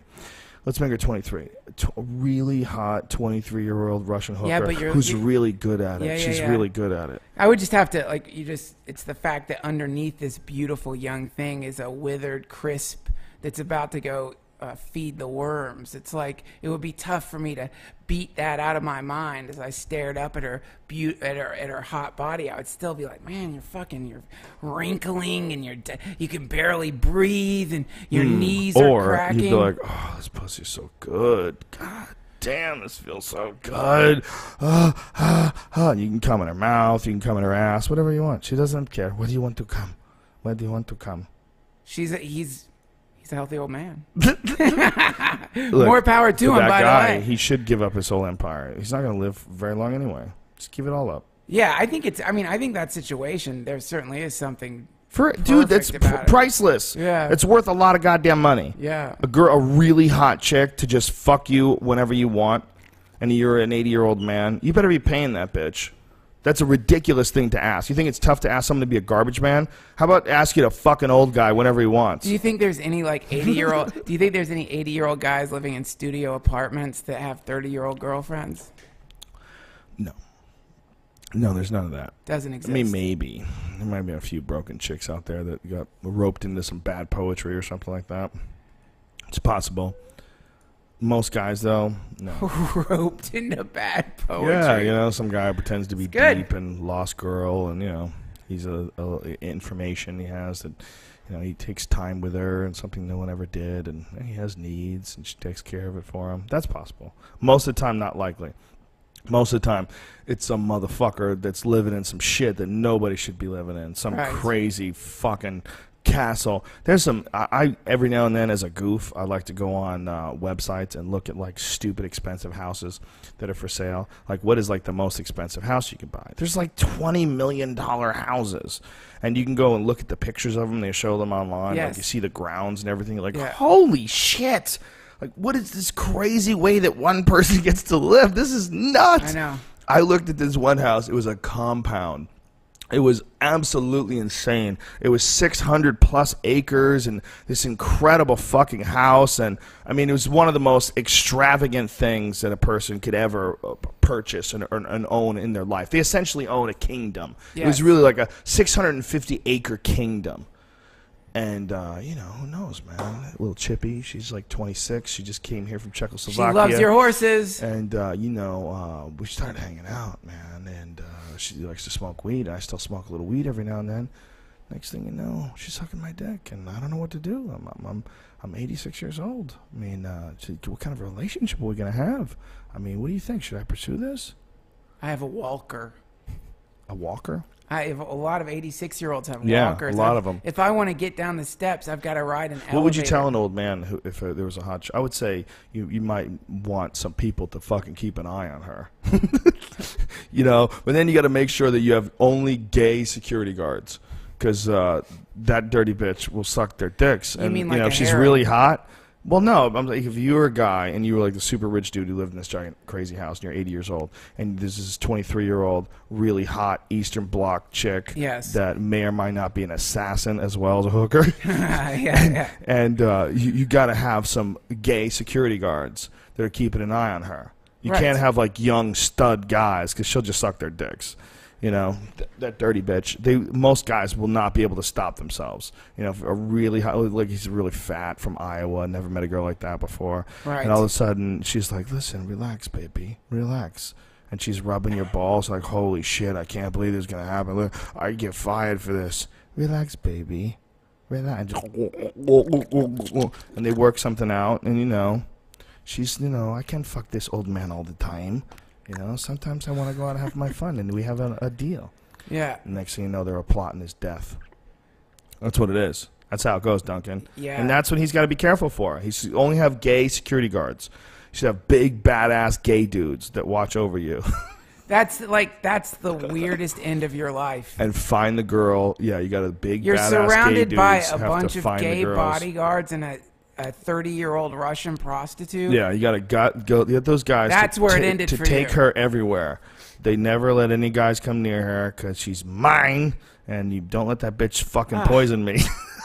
It's just absurd. It's just absurd, man. Yeah, it's a lot of guys' lives, right? Yeah, it's absurdity. It's so funny the way that you can end up when you're blinking out of the universe. Like, you can actually blink out of the universe in a silk robe next to a 30-year-old Russian stripper. I know a man who was he was a successful man, but he was very, very weak. He was like very physically weak, and he was much older than her. He was about 30 years older than her. You know, he was she was like probably in her 40s, and he was in his 70s. And there was the anger from her at him, and the way she would yell at him and treat him, this complete, total lack of respect. Because, you know, basically they had been married for a long time. The only reason why they got married in the first place is because he was rich and she was hot. And she learned along the way, this motherfucker's not going to do nothing. And the way to get him off you is to just yell at him and humiliate him in front of other people. Will you fucking stop? Just stop. And she was this Russian lady. And she yelled at him in front of me and my friends. And it was this really fucking super uncomfortable moment, man. Just snapped at him in front of everybody. We had a peek at this guy's life. What had he done that was so bad? Do you remember? I don't know. Nothing at the time. He was a really nice guy. He was a doctor, and he made him a lot of money, man. He was rich. He had a crazy house and crazy cars and shit, and she was like a really hot Soviet bloc looking chick. I don't remember what part of the Soviet Union or Russia or whatever she was from, but it was something like that. I don't remember. Ukraine? She might have been. No, I don't remember. That's just so fucking tragic, dude. Yeah. It's so tragic and lonely. It's tragic when someone's with someone and that person doesn't want to be with you, man. Or they give away, love and like these little like rations.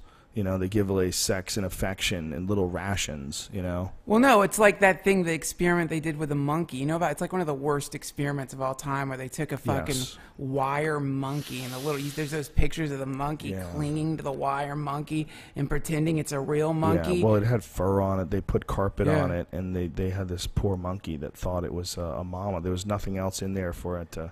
But some people are in relationships where they're that little fucking monkey and they're clinging on to nothing. There's nothing there, and they're just pretending that there's love, there's something there for them, and they know in their heart there's nothing there. Yeah. And they just keep fucking doing it because they're terrified to let go of that fucking thing and go out into the world. It's super hard to find someone that's really cool to hang out with that doesn't just become a shithead eventually. Someone who doesn't fall apart after you get to know them for a while. Because that happens with a lot of people, man. A lot of people do really good in the beginning of a relationship because they could pretend to be someone really cool. Yeah, right. And then as time goes on, you realize, like, he's you fucking get tired lazy. of acting, man. She's a bitch, man. Yeah. Why are you negative to me? You're always negative. Stop it. Yeah, it's really weird, that thing when you stop acting and you end up meeting the real person. Yeah. And that can either be... Hopefully that moment should be wonderful. Like when the fucking guard comes down and you really see the person there, it should be some beautiful thing. Yeah, it should. But sometimes it's not. Sometimes one mask comes off and there's just another one there. But it's like all of us are wandering around right now in that state, though, putting on a show, pretending to be this or pretending to be or that. Or hoping to try to fake it till you make it. Yeah. There's some of that going on, too. I've said often on this show that my best advice to someone is pretend to be the guy, or be the guy, rather, that you pretend to be when you're trying to get laid. Just be that guy. Be that guy. Be that guy when you're trying to impress a chick with how cool you are. Right. Be that guy for real. To be a fake person. No. Become hold yourself to a higher standard. Well, no, man. Hold yourself to a standard that's admirable. A lot of people just act on instinct, and they don't ever look at their life from like a point of view like, what would I be impressed with if someone handled this? If this was a movie, what would be the most moral and the coolest and nicest thing to do here? The most admirable thing to do? And when you become capable of doing that, you become capable of looking at your whole life through the like almost an objective perspective. Have you ever heard of something called transactional analysis or game theory? Have you ever heard of this? I've heard of game theory. Yes. I didn't know it was transactional analysis. The idea is it's an analysis of the transactions that happen between people. So Isn't that something to do with the guy from A Brilliant Mind? I don't know. Isn't it that the guy? I don't know. His Nobel Prize, I think, was on. I'm sorry.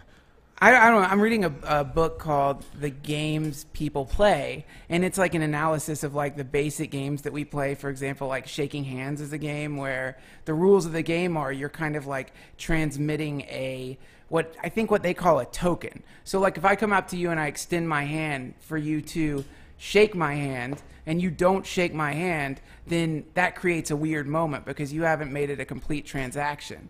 You know what I'm saying? Yes. So it's like it's an analysis of everything at that level, and it just sort of comes back that we're all engaged in these weird games. Everyone, whether you're acting like you're the greatest person on a date or whether you're acting like you're some kind of weak person who is always broke and is always in bad relationships, or whether you're acting like you're a priest, or whether you're acting like you're whatever the fucking thing is, you're just playing a game. You're just playing the game of being this person. Yeah. So we're all in the kind of endless, absurd situation of having to pretend to be something, whatever it is, like fucking waiters, like anyone you're buying anything from, they're having to act in this weird way called professional, right? But they're just acting like, who's this character? It's a character. You're playing a weird character of someone who's like, thank you, yes, may I get you another drink? Well, it's like they're like a TV host or a strip club DJ. Yeah, or just almost anyone. It's just it's just the things that people think are themselves. This is who I am. I love the Rolling Stones, and I really enjoy fishing. It's like, is that really you? That's who you are? That's your identity? Because if you like get far enough back, you'll realize that that's not you. That's just a game that you're playing. And you can keep going back and back and back until you merge into everything. But nobody wants to do that. Everybody wants to stay as the fucking thing. Everyone wants to. Well, there's certainly comfort in predetermined patterns, you know. The people love to say, listen, man, I'm a Republican, and this is why I vote. I'm a Christian, so I'm voting for George W. He's my guy. You know, people love to be part of teams. You know, well, they love to do that. It's fun to play. But it's very difficult to back up the way you're saying. I mean, it's like to do it without help, to do it without either psychedelic help, or to do it without, you know, some sort of intense meditation and yoga and training and that's like it's a really difficult task. A difficult task, but it's like if you begin to engage in focusing. You think people are going to get better at that? Hell yes, for sure, definitely. People are going to get better because the information's getting out there. There's so many information systems out there that back in the thousands of years ago, you couldn't have books. There weren't even books, man. It was very difficult to get a book. Books were incredibly valuable. Now this shit is scattered throughout the entire fucking planet. You have instantaneous access to this stuff. It's fucking, yeah, I think people are going to learn. Powerful Brendan Walsh just walked in, which ends this podcast. We're going to start a new one right after this. We're going to start the Death Squad Ice House Chronicles because the comics are starting to pile in for the show. It is already 9:30. Yeah, it was John Nash, the guy from that movie A Brilliant Mind. He did win some sort of a Nobel Prize on game theory. So, I don't know. Something along those lines. He went crazy. He was the guy that went nutty. I didn't know he went crazy. Yeah, that's the movie about. It was the... who was the guy? Who's the guy who played... A Beautiful Mind? Gladiator. Russell Crowe. Yeah. Brilliant performance. And he played that guy, and he went nutty. He, like, imagined a bunch of shit. Well, the shit's awesome, man. You should check it out. You'd love it. It's but really he brought cool. himself back. He's a fascinating story. He actually brought himself back to reality. He started ignoring the voice. He still hears voices in his head, but he just ignores them now. He can differentiate between what's real and what's not. And so he stays sane even in the midst of twirling insanity. He managed to figure out how to maintain it. That's cool. Yeah, that's what everything's really based on, is figuring out how to maintain that shit. He's a really fascinating case, a really interesting guy, a brilliant guy who went mad and brought himself back. Really nuts. That's it. This is our 200th podcast, ladies and gentlemen. All you freaks, all you people out there at the gym, all you people out there driving cross country and sitting on trains and doing whatever the fuck you're doing. Porch swings. We're so happy that you tune into the show. We love doing it. We're happy you guys love it. And I feel like you guys are some of the coolest, most positive people that I've ever come across on the internet. I think it's an amazing moment when we've collected so many really cool and friendly and fun people that follow us. If you think about the amount of negative tweets that you get, the amount of negative shit that you get, it's so small in relationship to how many cool people there are out there. How many cool stories you get tweeted, funny things, answers to questions. I think we're super, super lucky, man. I think we're putting out a cool vibe, and I think we're putting out an honest way of looking at the world, and people are responding. And we're responding back, and it's the most fun I've ever had doing comedy. It's the most fun I've ever had doing anything, that you would call like in show business. This thing's the most fun, for sure. For sure. And it's the most honest. It's the most, it's just, it is what it is, man. Yeah. There's no preparation, and it's as open and as honest as we are capable of. And I think that helps us. I know it helps me. I know these conversations have been huge for breaking things down for me and just kind of reassembling the way I look at the world, and having all these different guests on and having all these different people and all these really different intelligent people and really intense opinions. And it's super, super beneficial, man. And I'm just so happy that we're able to do this. It's the fucking coolest thing I've ever done. I really, really enjoy it.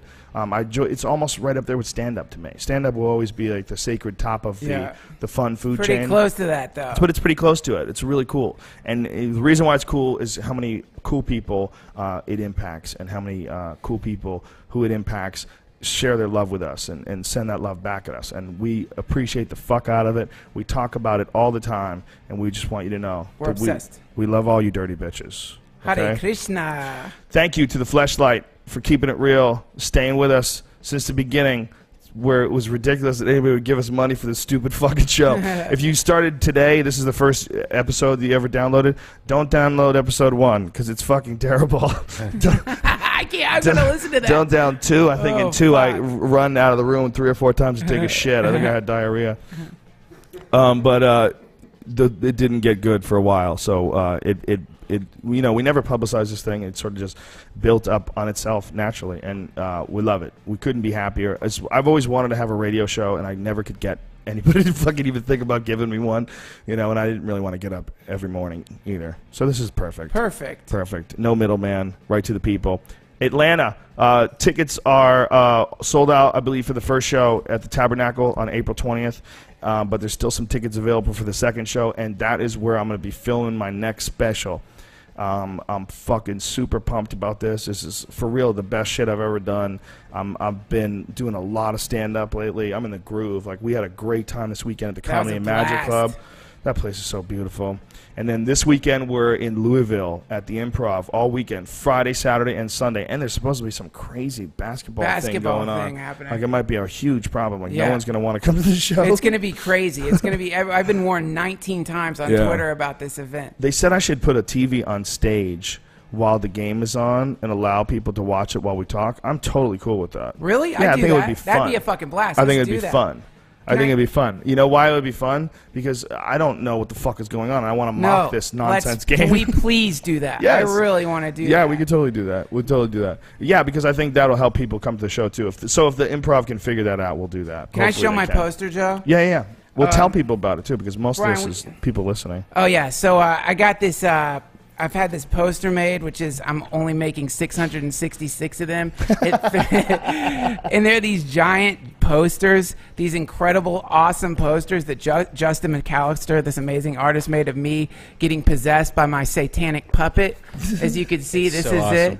Once we get 666 of these through all the homes in America, they will make a chaos vortex and the singularity will happen. So please purchase one of these posters if Dude, I need one signed. Done. I need you to sign me one. Done. I'm tempted to give you 666 out of 666. I'll take it. I'll take it. That's a good lucky number for me. That's it to the end of. Listen, you guys have been cool as fuck. You've been with us, some of you, from the very beginning, and that's ridiculous. I can't believe you stuck out this long. Crazy. And we can't believe how many people enjoy the show. We love doing it, and there's nothing more I can say. I know Brian feels the same way. Yeah. Don't you? Yeah, it's sweet. Well, what is it like to you? I mean, this is our 200th episode, dude. Just tell these people how it feels.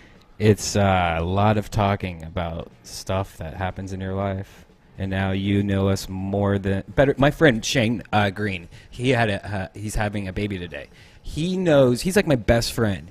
You guys at home know me way more than he knows me. And because of all the talking on the podcast. Yeah. Like, you know more about all of us, and it's freaky as fuck. Freaky. Yeah. But what's also cool is, it feels like you know me better than my best friend. How fucking crazy is that? Dude, I had somebody come up to me on the street, and after a few minutes talking, they asked me about my friend in college, Emil, and they knew his name. They're like, how's Emil, man? It's like, dude, I don't, that's something that someone would find out about me months into a friendship, It's fucking crazy. And barely remember. Yeah, totally. Yeah, it's the podcast is a strange thing. It's the best thing that ever happened for us for stand-up. Now, people go, when you go on stage, they know what you're going to do. They know you're a fucking weirdo. Yes. They look forward to it. They know They it. get excited about it. Thank God. And look, that's it. That's all I can say. We appreciate that you guys appreciate it. And by no means do we take it for granted. It's very, very important to us, and that's exactly why the podcast is going to remain free. It's always going to be free. I'm never going to do this thing for money. I'll figure out a way to make money. We'll move it around, but I love the idea of putting something out there that is absolutely 100% free.